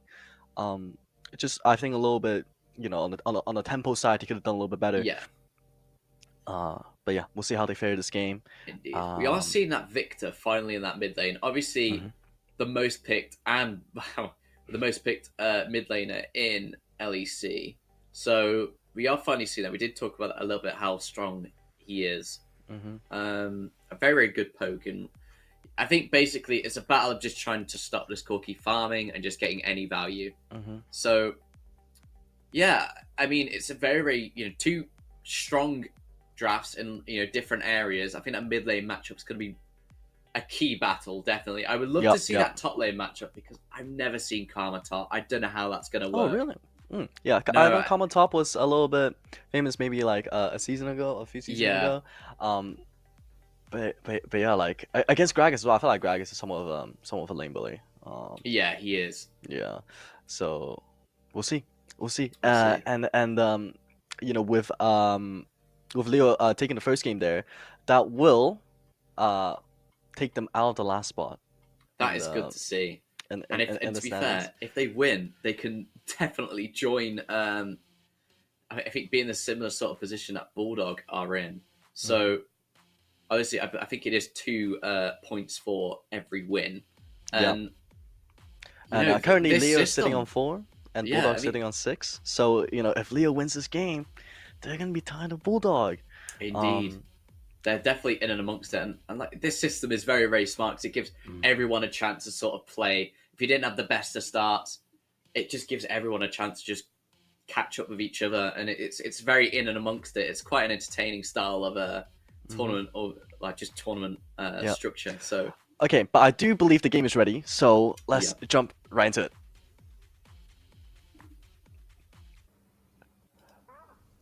Okay, here we go. we are seeing both teams coming in. Oh, Green Smite coming in from the Vi. They're interesting to see. I normally take Blue Smite for the movement speed, but maybe seeing the green for a little bit more tankiness. Maybe we'll see the Vi do a lot more engages this game. Absolutely. I mean, to be fair, I think it is also important to mention that the stream overlay just looks so good. The stream all across the board, the broadcast has been absolutely fantastic. Obviously, this partly due to we have such creative figures here, but also it's enhanced with Blue Bottle and Spectra. Excellent play, just all around from the partners to the just people behind the stream. Excellent. It looks fantastic. So a huge shout out to them. Yeah, and definitely a huge shout out to enhanced with everybody Blue in Bottle production. and Spectra. Yeah, everybody in production as well did an absolutely fantastic job on this today. Indeed. I mean, both, no dodgy ganks, just 5-man cover across the jungle. No invades or any dodgy top lane. No top lane fiascos going Earth on. fiesta going on. But interesting to see again. Cass on Leo, the jungler here. No potion again on the start. They didn't buy a potion last game to start here, and died this game. Oh, A little trading coming in here on the mid engage, lane. it's Ooh, that's some good damage coming in from That's some Corgi. really good damage early on from Corki. I mean, ideal. I mean, to be fair, if you're Victor, do you just stay in lane, use some of them shield potion? Heal pots. Do you recall? It's a good first trade. It is. Now, obviously, Here the we go. Leona, there we go. Like I said earlier, that engage will just hopefully be able to shut down that Kog'Maw a little bit more. But yeah, look, now it's a little bit more even in the mid lane, trading a little bit more. But Corki will have that level 2. Both mid laners just trying to farm as much as possible.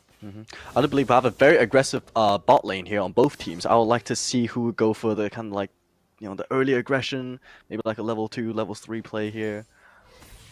Absolutely. I think, to be fair, it might be definitely Bulldog with that Leona. That Leona is just so strong at just engaging, and she's Yeah. so tanky as well. She's very, very hard to just kill, just duel, just battle with. Yeah. We are But as seeing we can slight invade see- of the jungle from... Yeah. Maybe a low level 3 gank here. Catch a Leona off guard. Oh, here comes some fight. Oh, but meanwhile, Citron will knock back that Sejuani. Yeah, and flash it will right be into the first Sejuani. blood. Oh, But yeah. That was the an annoying thing unfortunate is slash there. Yeah, it does go to the Leona though, so it is quite unfortunate for Bulldog. Not really ideal, but they do take that first blood, which is important. It's a very, it is unfortunate that it does go to Bulldog, but meanwhile, Another fight coming in here. Nice hook coming in from the pike. Snami being caught out a little Wait. bit. Oh, but the follow up from the Ooh, Ezreal, yeah. Sharp Mental punishing that engage from I believe From the pike. Great Yeah, wow. precision on the Q there. Great, absolutely. great precision. A very, very good start for Bulldog here. Managing to get a couple of picks. Yep. Looking a Gragas little not bit being on able to top find the lane. Q there. No, so far it is kind of surprising to see that Karma has I guess this early aggression in lane. I suppose often like Q and the range that Karma has. Yeah. And she does have that slight CS advantage as well, because she's just able just to, like you said, outdistance the Gragas. And this Gragas has to burn through a lot of mana, which is why we're going to probably see him reset here. But lovely to see that Bulldog starting off good this game. 2-kill lead, Absolutely. 1k gold gold lead here, just about 4 minutes in. It's a good turnaround compared to last game, you know. Indeed. You will see Pike looking for something aggressive. Nothing really I happens think down the Pike was there. just trying to stop the recall. Yeah. Good play. Oh, that Gragas just burning through that mana very, Yeah. very quickly. Oh. But we are going to see a potential early gank. We are seeing the Ooh. flash follow up. Oh, but the Q missed by the Sejuani, unable to follow up. Yeah. With that, try and get some stacks on and slow down that was- Karma. The flash a little bit wasted there. Good effort though from both the Sejuani and the Gragas. Indeed, Leona probably going to look to recall here as she's forced to basically back out. Good first damage by that Cogmore. But no, Bulldog hanging on in there, not giving much deaths early on. No, Just I feel like basically. yeah, both being teams ahead. definitely playing a little bit safer this game. Yeah. Compared to last. But yeah, this I think this bot lane will definitely be very interesting. Because both of them being so aggressive. Absolutely. I mean, it's a lot slower first about 5 minutes than what we saw last game, particularly because there was already 4 kills on the board within the first 2 minutes. Yeah. But it's a lot slower game, and I think that's what Bulldog need to sort of do. They just need to play that slower, more careful, more strategic game. Level 6 coming along for that Victor. Will have the ultimate available. Will be the first level 6 in the game. But yeah, there is a significant gold diff. 9.6k opposed to 8.5. That is Pike will be caught out. The ignite onto him and will be put down. And finally another kill for that Ezreal. Does try to follow up. That Cogmore just able to dish out a little bit of damage, force him away. Yeah. He will, The be Cogmore out. lethal tempo there just kind of make him spit. But yeah, the Pike unfortunately did not see the Vi there before going on that engage. Oh, here comes Fi maybe. Oh, but they could follow up. Cogmore forced to use the flash. Good play by Citron there, as they will look to take the Grom. Now, what is going on here? Just basically the Pike cut out Yeah, again by that by the Leona. Just, it's exactly what you want to see if you're Bulldog. This is how you utilize that Leona. Now, there was a kill, I believe, that we did sort of miss. on in the the top top lane lane, here. the top lane gank. That Karma getting a little bit too eager. Good play. The Gragas looking great for there. Sejuani to get the kill. You know what? Very That's what you generous. Very generous. Very generous. Usually, if that's me, I'm just taking that kill. Yeah, I'm taking that every day. Every day. But no, with the kind of Citron, clearly showing a little bit more how do I say it? Like more attention to to the outsides of the maps. I see first straight here going in for Bulldog. Indeed, and you know it is, I believe Cloud Drake. So obviously Cloud Drake did take a little bit of a nerf in second to last patch. Just reducing that movement speed. The bomber is used, and Gragas will just try and look for a kill here. Does have the W, will shut down, followed up by the Q. Pretty And there we perfect ult go. there. Yeah. Perfect ult indeed. Meanwhile, the Vi just following Citron, looking to try and get a kill. Oh, not enough Meanwhile, damage though. could be executed, will be executed by the Pike. Oh, another one! Could be Another up for one! another one. Is really low, needs the Cogmore to follow up. Oh, you can't. Oh, what an great excellent barrier. shield. Great barrier, but it will be shut down by the Cogmore. Now, they will look for this Leona. Leona also very tanky there, but this Cogmore needs... Sorry, this Pike does miss Great the dodge coming Q. from Leona. Good dodge indeed. Yeah. Now they're back in the game. They are Out at the of nowhere. the gold lead. Go on, Indeed, they disappear. Yeah, absolutely. I mean, Bulldog just caught lacking a little bit there, getting a little bit too eager. You see, Just this is excellent why. play. This is why I wanted to see this Pike. You know, when I Absolutely. knew Pike is one of those characters that can just pull something crazy out of nowhere. And Oh, the Leona stays though. The Pike let's catch out the ignited. Pike one Does more he try time. to escape? oh Does no he live? way! Oh my No goodness! way! How Living does on he live? living on 16 Insane. HP. 16 HP. 16 HP. Oh my goodness. The Ezreal does have level 6. Will he follow it up with an ult? No, will not. No. But do you know what? That is so good for Leo Esports there. Very, very good play for them. It They're is. able It just is. to get some kills back, and now they're ahead. Yeah, kind of unfortunate about the Vi. I thought the Vi was just gonna, you know, kind of one shot the Cogmore, but they just didn't have enough damage. But Pike reacting very, very quickly there, kind of peeling for the Cogmore, and that hook on the Ezreal, man, just at the edge. It was beautiful play by Wack. Yeah. Honest to God. Oh, but will be caught out just trying to put a little bit of vision down, but is okay, able to live. Yeah. Vi But, still bot side, and as soon as the Pike gets level 6 here, I think bot lane's gonna, you know, start it's to gonna change shift. up. I think. Yeah.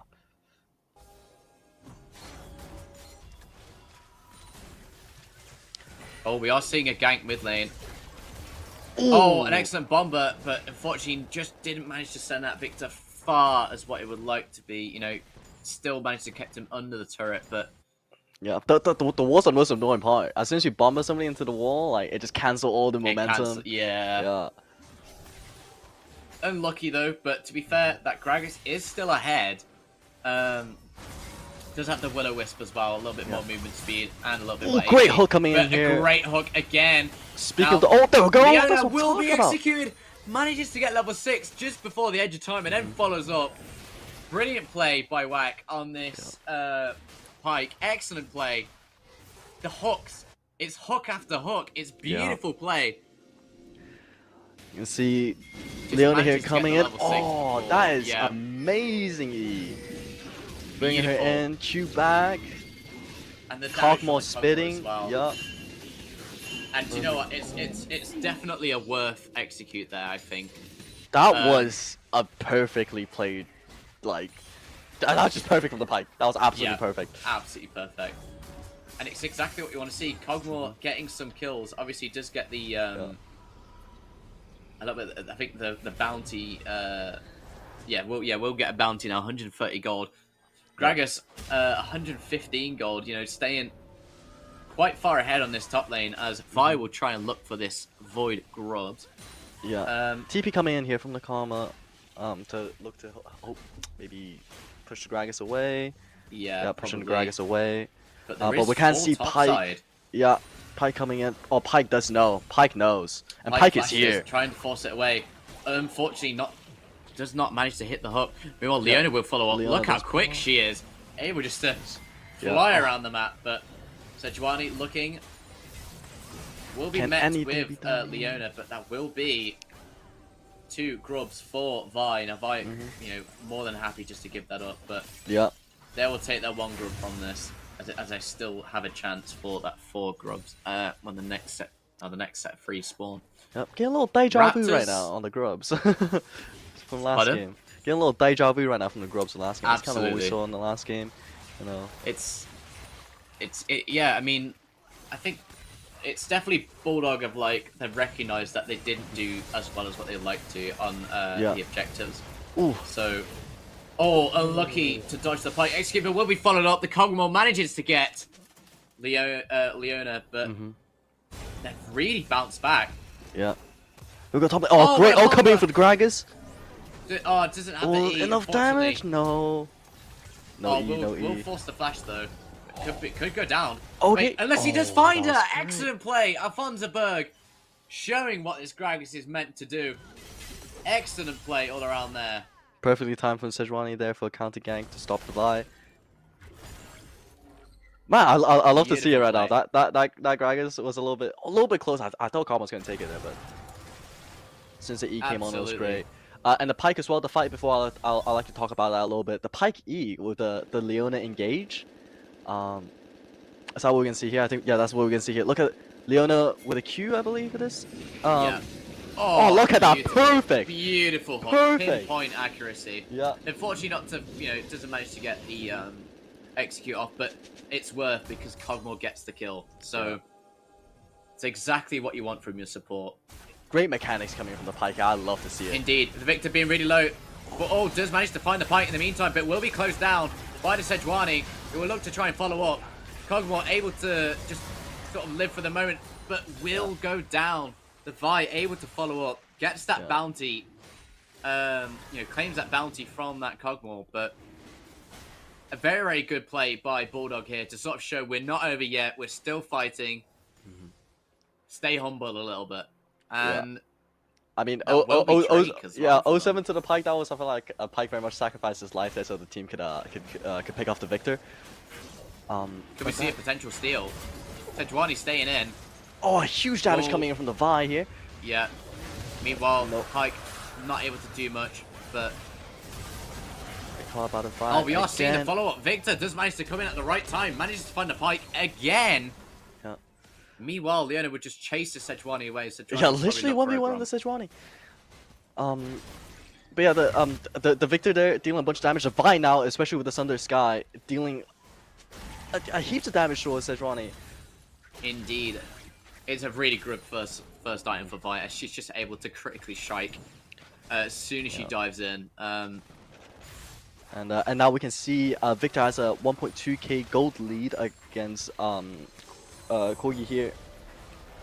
A very, very strong, definite, lead, like CS lead for the vast majority of lanes. I mean, obviously Karma falling a little bit fine. 0-3 does have the Malignance though, but she probably needs to work up to some boots next. But Yeah, and obviously Sejuani has also been topside a few times. to help absolutely, out the obviously Gragas. she's been ganked a lot, but she's still staying, a little bit ahead on CS. But she needs to get some kills to grow into this game a little bit more. Yeah. But from what I remember, Karma top, like she doesn't, as long as she doesn't lose terribly in late game, Yeah. she is still one of the highest targets in the team fight because it's a Karma. There we go. We Here, are going to Pike see her missing the Q, once but- again. Victor. We see everybody just jumping on the Pike here. Everybody's shoving it, yeah, Yeah, absolutely. they want the Pike dead. Will managed to get out, dodging the Ezreal ultimate. Oh, I Pike, did say Pike's just Victor, running I meant circles. Karma. But Karma does manage to find the Pike. Pike not able to get out. Will be probably punished, and yes, he will. That is a kill for the Ezreal. Not ideal there from Whack. I mean, obviously. Maybe getting He's- a little bit too comfortable there. Maybe Yeah, a little bit limit too testing. Yeah, limit testing maybe a little bit too much. On that engage there, definitely. Yeah, definitely very confident on that engage. Maybe definitely too overconfident. Absolutely, it's definitely it's very clear to say that it's a lot closer this round. Both teams are being a little bit more cautious. They're just trying to they're being on the ball a little bit better. They're just trying to make sure that no team dies. Also, That's why one the does kills- take does kill out. Karma up top lane. Indeed, here. and it will get the execute onto the Rift Herald. Slightly stolen there. And Pike will follow up. Excellent play. Whack is just everywhere. at the Okay, minute. maybe he wasn't overconfident. Maybe it was all justified. He just stole Stole the Herald, killed the Vi. Just And part of the Herald's master plan. Yeah, gonna go down mid lane instantly here. Ezreal being used, and meanwhile that will be the first turret. They'll look to try and kill this Ezreal, but meanwhile, Sejuani will go down. Ezreal just able just to punish them. Oh, there goes the Ezreal flag able as to punish well. too. This Ezreal is slightly fed. 5-1. It's not ideal if you are Leo. I mean, that could have been so clean if they just would have backed out, but Yeah. they will punish that Leona in the meantime. Corki finding a kill. And they But will Leona back out. definitely did not expect that damage there. Absolutely. Just went in and popped. A very, very even fight, I Yeah. would say. I mean, Oh, here we see Pike with his master plan. Great. Oh, first on the engage. Okay, interesting on it that. is really good ult, but then again, the stun from Leona just able just to shred down that Sejuani, and obviously she tanked a little bit too many turrets, but so Yeah. did Pike. Oh, he missed the Q. Dodged by the Ezreal, and the Ezreal just manages to kill him. That's really good if you're Bulldog. If your Ezreal is able just to farm, Yeah. sharp mental on that Ezreal, if you're able just to farm, then late game Ezreal can be such a big issue, dealing so much damage. While being so swiftly. It's Indeed, yeah. does have 2 items on the board already, and boots as well. So definitely even in that bot lane now, Yeah. like it was last game. I've seen the Kog'Maw still doing great again. Clearly wasn't a fluke. Absolutely, Yeah. it's definitely, you know, this Kog'Maw is clearly consistent. Yeah. But Leo again, I think, very very good on the tempo. You know, as soon as that rift was stolen and the team fight was over, you know, they dropped that mid lane, not giving them any breathing room. Absolutely. Okay, here comes another team fight coming here. Sejuani Sej- being oh. used, not going to really find much. Pike with No, the oh, hook, Pike misses. misses. Leona counter engages though. Yeah. Oh, as nice flash on the Leo. We are seeing ults galore. Pike looks for the execute, does manage to find Leona, but in the meantime, Kog'Maw will go down thanks to the Vi engage. Oh, And it will be slowed down by Gragas. Both teams not looking to commit any more kills or just deaths to this fight. They just want to back out. But 4v4, you know, well, 1-for-1, 4v4 currently, but they will recall, probably look for this Chemtech Drake. yeah, for sure. We saw that Sejuani all coming out, but unfortunately landing on the Leona. The Leona did die, but you know, they definitely took a lot of manpower to take her down. Indeed, we are seeing the unending despair come out for that Sejuani. Just want to be a little bit more tanky, a little bit more healing for her. But Citron looking to engage here. Now we are seeing it's current 4v4 at this point. As Leo saw the both dragon. mid Bulldog laners is not are gonna on the give this way. up though. Are they looking to They did cancel it? start the Sejuani a dragon, little but bit out of unfortunately- position. Leona Needs really to be putting really on careful. really putting on the pressure now. Leona, Vi stepping up, looking. It's a good There we go. hook, good Great first hook, hook. as they will be punished. And, that Excellent there goes play. Leona. As the Corki does follow up and find a kill, but meanwhile Citron's in and amongst it. The Ezreal ultimate, perfectly placed, will punish the Corki, but they will find Citron in the meantime. This Pike being so crucial on these executes will follow up the Grags as a Grags will follow up. Does actually Sejuani land the ult E. coming out here on the Sejuani Ezreal. ult, excellent play. Vi- And meanwhile, Oh, this Pike Ezreal, going the in. last one in, needs to kill this Ezreal to get that bounty, and yes he will. That's an ace. That's a It is an team right ace, there. beautiful play. Only by, losing the Corgi there on Leo's side. Oh my god, that was a Very clean calculated fight. team fight. Very Yeah. clean fight for Leo. Bulldog just getting a little bit too eager there, just a little bit out of place. That Leona just dives in a little bit too soon and is met by that Gragas and that Sejuani CC. Now Yeah. this will be a Chemtech Dragon for him. You see Definitely Corgi huge for keeping- the Gragas and the Yeah, Spark and just just for, got a tanky. yeah, just yeah, and for the team as a whole, we can see the gold lead really increasing here. 4K gold lead towards Leo. It's great so far. I think this is definitely a lot of a closer game compared to last. Definitely the two junglers, you know, carrying the weight this game for sure. Yes, absolutely. You know, objectives on both sides, they're doing really well. 4 grubs to 2 grubs, 2 drakes to 1. They are doing really well in terms of objectives. Both teams just able just to sort of have a, you know, get their junglers on the right sort of plane, but that Ezreal will be used first, maybe for a little bit of vision and also a little bit of poke damage as well. Yeah. We can But see top lane here, a dive coming in from the Vi and the Victor onto the Gragas. We are Something's gonna seeing, happen? but I don't believe so. Mental Butter will just back out on the top lane. Or maybe he'll stay, just pokes a little bit, but we are going to see a potential tower dive here onto that Karma. Yeah, Pike And tanking we are the seeing that tower. Heartsteel stack, and yes, we will see it. The Corki does manage to get the kill. Beautiful dive. And I think this is gonna secure them Atakan. They're not gonna go for it. No, I think they might recall for Adakan, just set up some vision, because I believe that Adakan is one of the, is...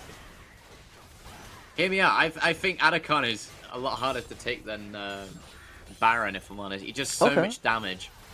Like, this early on as well, they're not... from that point there, they have not recalled, they're not back. You need like full HP to fight him, in my eyes. It's very, very difficult. Wait. And we are seeing Citron taking the Gromp top side. Probably Yeah. looking... We did see that Sedge ult come out, attempting to hit the Ezreal there, but missing. Indeed. I mean, we're probably just in the stage now. But meanwhile, a good first hook, but what could be potential good follow-up here. The Leona caught out. Will be Once absolutely again by the farmed. Pike. Once again. This They will Pike is take just not letting her play this game mid-turret. right now. That is ideal. Oh, but the Pike does go down. The Victor able to just follow up with his Q. Really good play. Essentially would have to back out here. And look, this is a bit of breathing room for Bulldog. They do get a kill. They did lose a turret. They can hopefully just back out. They do have the man advantage. Are they going to look towards Adakan? No, they'll look to probably steal the blue buff first. Now, You see, I have to give it to the Pike. I do believe the Pike is probably giving Bulldog the most fear, because Pike being so fast and him being seemingly quite mechanically good on him as well, creating all opportunities for Leo. absolutely. I mean, it's just the Pike has just got so much utility, just able just to obviously the bomber ult being misused. We will see the follow-up maybe from the Grags, but the Grags in no man's land will be shut down. 700 gold on the board there for Citron. Now Citron definitely one of the key sort of shining lights for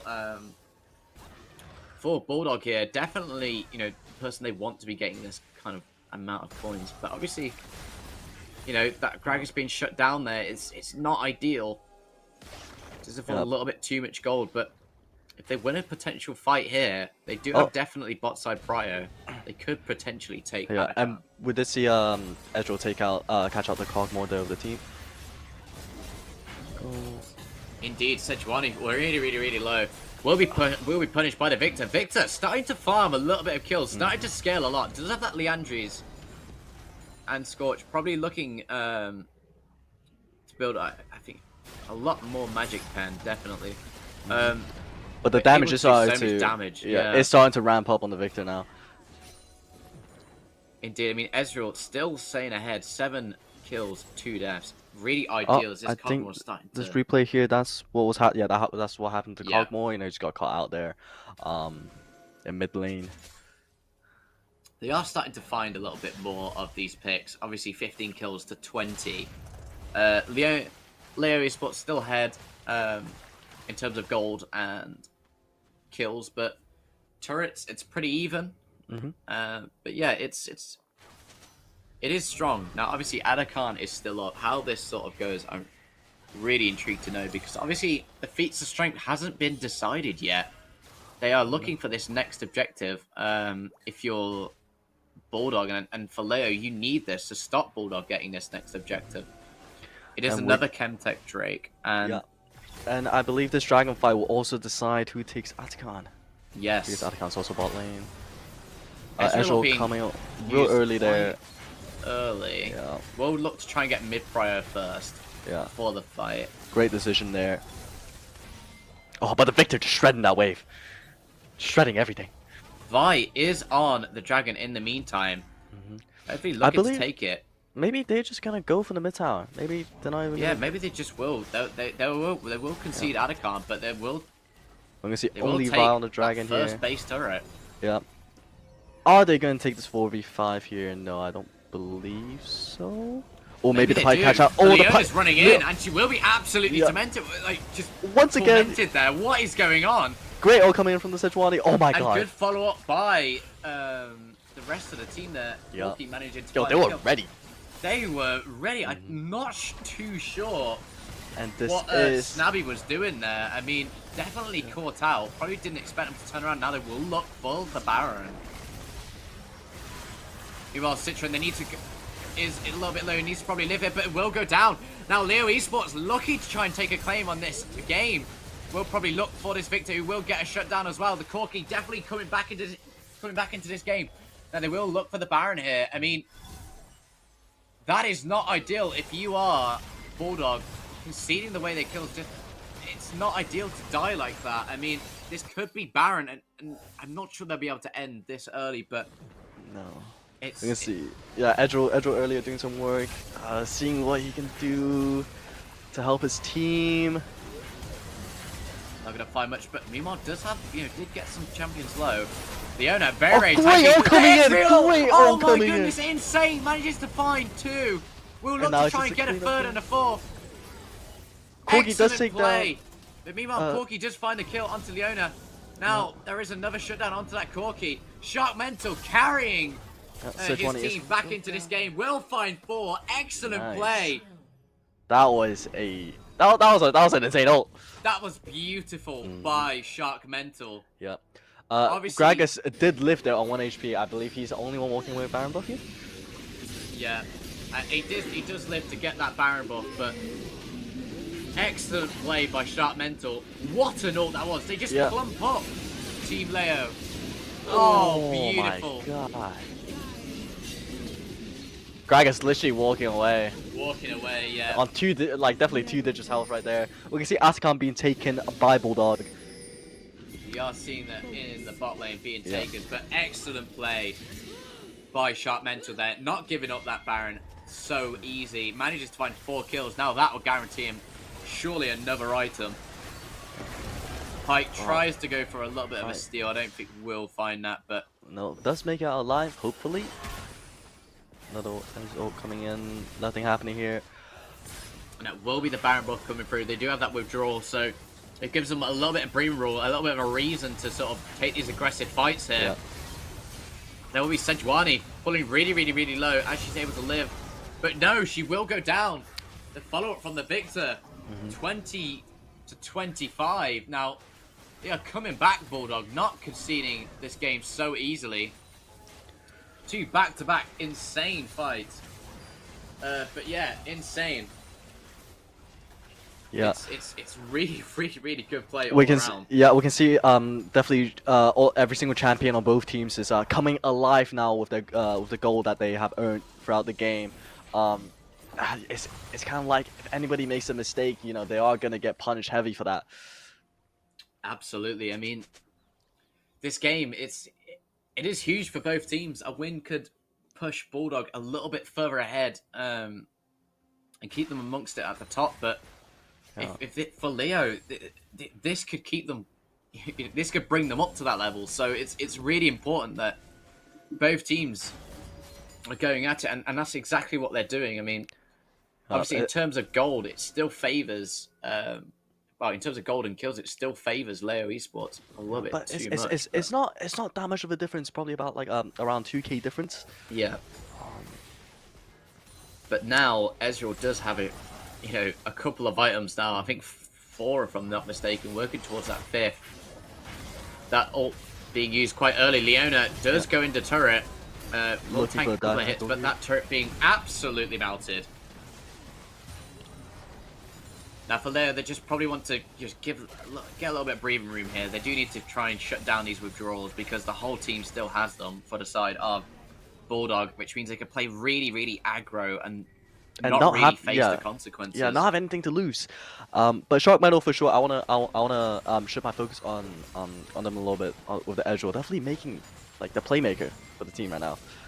Absolutely. Especially with what was happening on Baron, like kind of even the balls to stay around, by itself, waiting for your team, poking as a squishy ADC.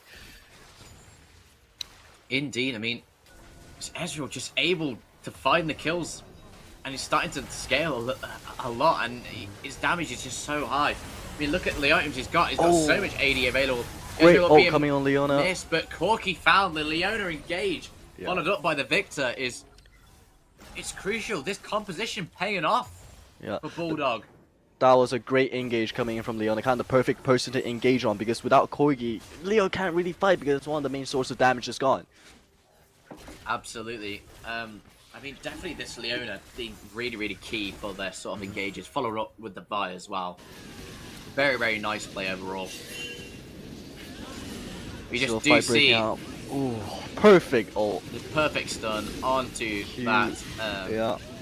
And everybody following up as well with the Vi, the Vi Q and Beautiful play by Bulldog, showing why they are amongst it at the top. And that pick alone has secured them Soul on the Dragon. What was that? Yes, it did. It is Chemtech Soul, which means that did receive a little bit of a buff in the past couple of patches. I mean, it just increased healing and shields as well. Just gonna make this Ezreal a little bit harder to kill. So definitely they need to sort of try and find a way to sort of isolate him and just utilize the CC that they have on Team Leo. They just need to try and find this Ezreal a little bit more often, because he's starting to get a little bit of a gold bounty. Yeah, and he's starting to pull ahead. We can see the gold gap starting to close now by Bulldog as they're winning more and more fights here. But I would still say, looking pretty even. I would say maybe some of the characters on Bulldog is really starting to you're starting to see the late game potential. Absolutely. I mean, it's really shining for them. I mean, obviously this Victor is like, he's starting to deal a lot of damage. 4 items on the board.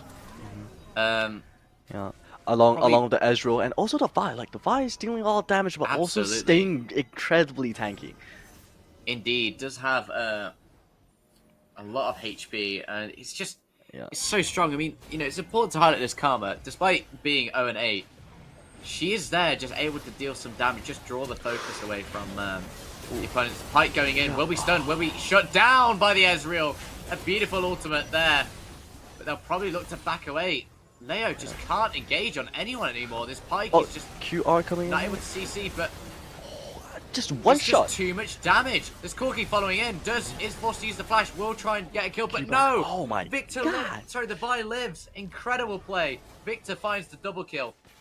That will be Baron for Bulldogs. Excellent play. You see that these are all coming in from the Sejuani. They're a little bit way too ambitious coming in from the Pike.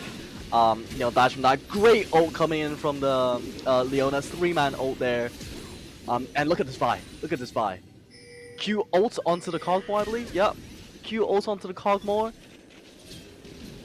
Excellent play. Teams there ready to follow it up. Running with queuing to running away, but turning around to catch the Corgi off guard. Again, team there to follow up. That was pretty damn perfect.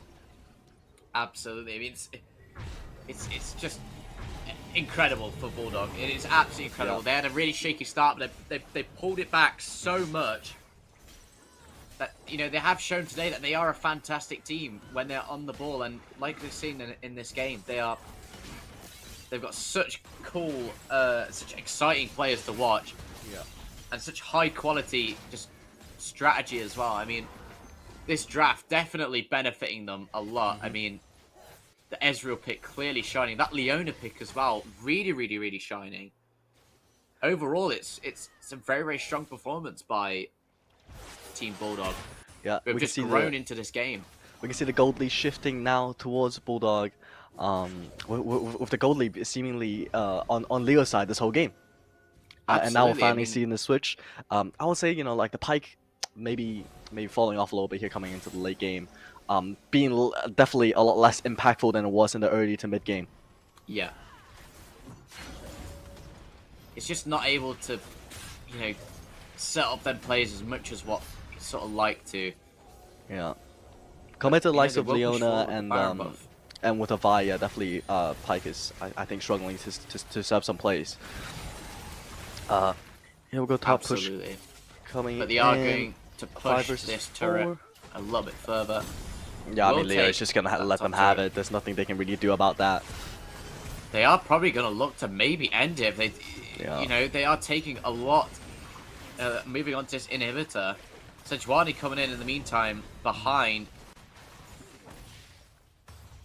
But they do. This is definitely one-sided now. It's now or never for Leo. They just need to try and get some kills and hopefully just push as far as they can. But they're sort of sat in the defensive mode. They can't really get out, to be honest. They can't really fight any of these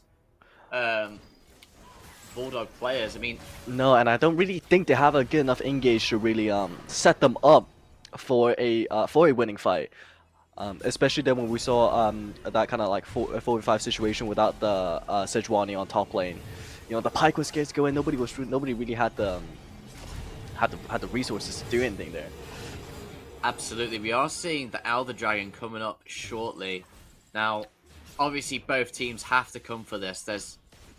I even know that Team Leo Esports, you know, they need to come for this. They're defending so much because they do have an open base. Yeah. But they need to compete for this dragon. He cannot just give this dragon up for free, otherwise it is game over. Now, let's see what sort of magic the Sejuani can pull off here. I mean, they will start.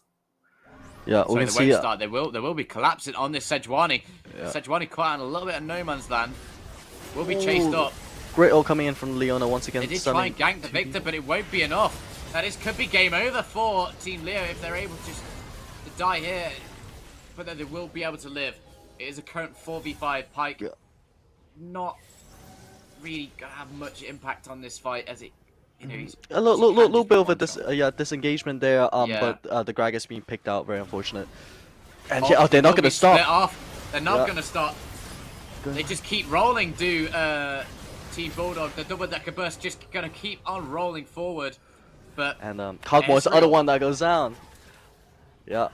Ezreal getting another kill, and I believe this might be game over here if they do manage to find this Elder Dragon. Yeah. Oh, here we come. Sejuani probably Sejuani looking coming for from a the steal. back. They don't have vision here to Team Bulldog.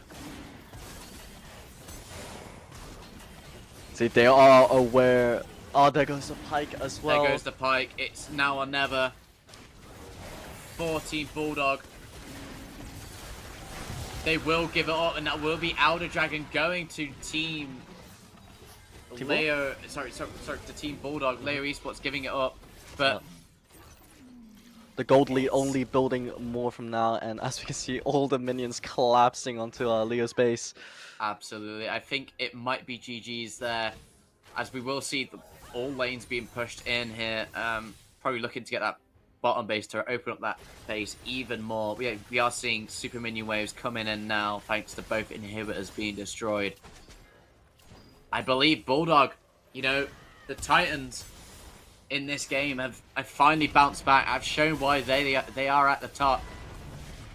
Yeah. There will be a third inhibitor going down. There will be one last final fight, but obviously need to be careful as both players, as all sets of players for Team Leo do have that execute bar. They need to heal up as quick as they can, but it will be them going down. Nexus being destroyed, players Ooh, being that's it. just absolutely pulverized, and that will be Bulldog Bulldog taking the claiming second a game. win in this Yup. series. 1-1. 1-1. Great comeback from Bulldog there on that game, I would say. Absolutely. I mean, Yeah. they did have a bit of that shaky patch where that Pyke was just roaming around, getting Yeah. kills left, right, center, but Mhm. they pulled it back. And credit where credit is due. I think we have to shout out Shark Mental on that Ezreal. Oh yeah, Cleaned up. 100%. Yeah, But and then again, I'll say the turning point was that yeah. Baron play. You know, the turning absolutely, point. it was. If I think if a Bulldog kind of just let Leo like Team Leo kind of take the Baron and kind of let them walk away without any I guess punishment, you know, like the game probably would look very different, you know. But Shark Mental's kind of like the sheer balls that he had to stay there, you know, while knowing a Pyke was lurking around, you know, doing a little poke here and there so the team to buy time for the team to come and finish the fight. That was an excellent play. Hats off. Indeed. To be fair, I think like out of the I mean, to be fair, I gotta be honest. I think my personal MVP was definitely Sharp Mental. He was unbelievable on that Ezreal, absolutely sensational.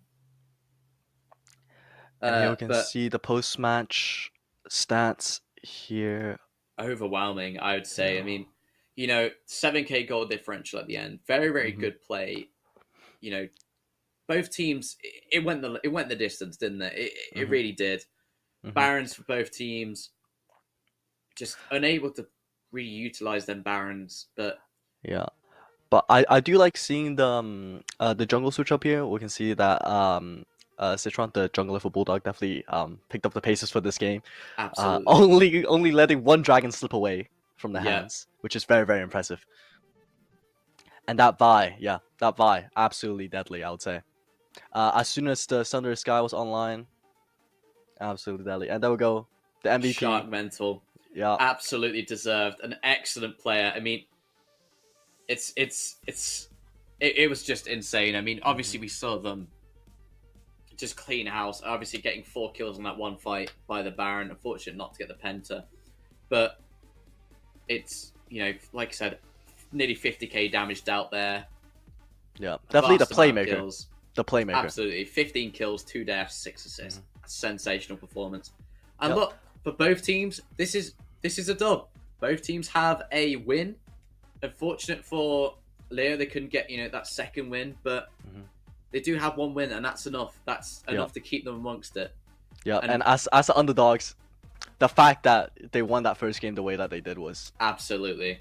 very They rare. came in and they performed well. They can perform at a high sort of caliber. They just maybe needed a little bit of time, just a little bit of momentum, and I'm sure that they'll learn a lot from that last particular game. And credit to Bulldog, they showed that they are a really top team. They showed why they're at the top, and excellent play by Bulldog. I mean, Yeah, excellent play, excellent comeback. The draft kind of looking a little bit shaky in the early parts of the game, but during the mid and late game when the characters they came alive, and then you saw seeing the synergy and the damage coming in, and that it was just lovely to watch.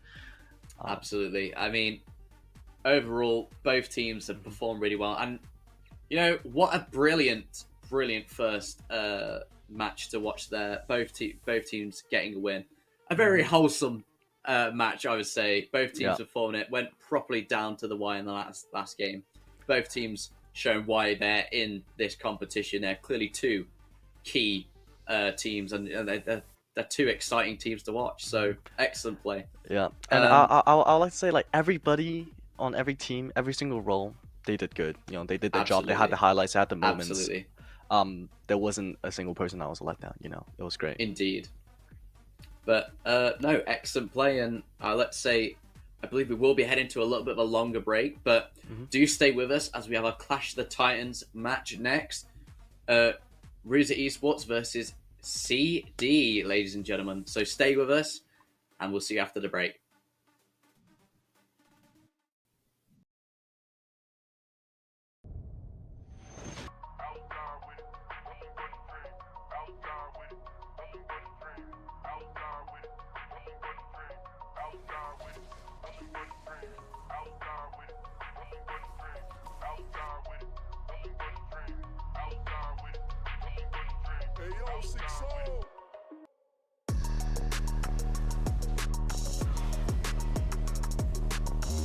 Lowstar Esports now coming over to this Baron. The Volibear seems to be first to be going in with the ultimate. Sejuani ultimate missing the backline completely. MF ult coming down, taking down only the Volibear with the Vi ult in the backline on the ADCs. The jungler's gonna go down.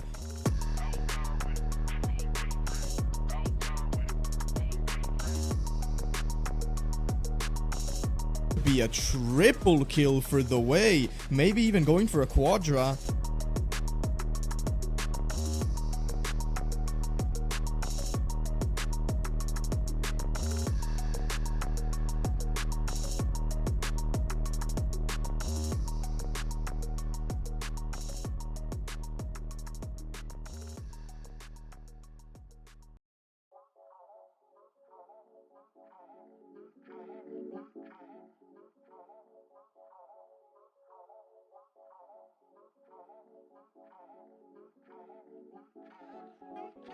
Hey yo, 6-0.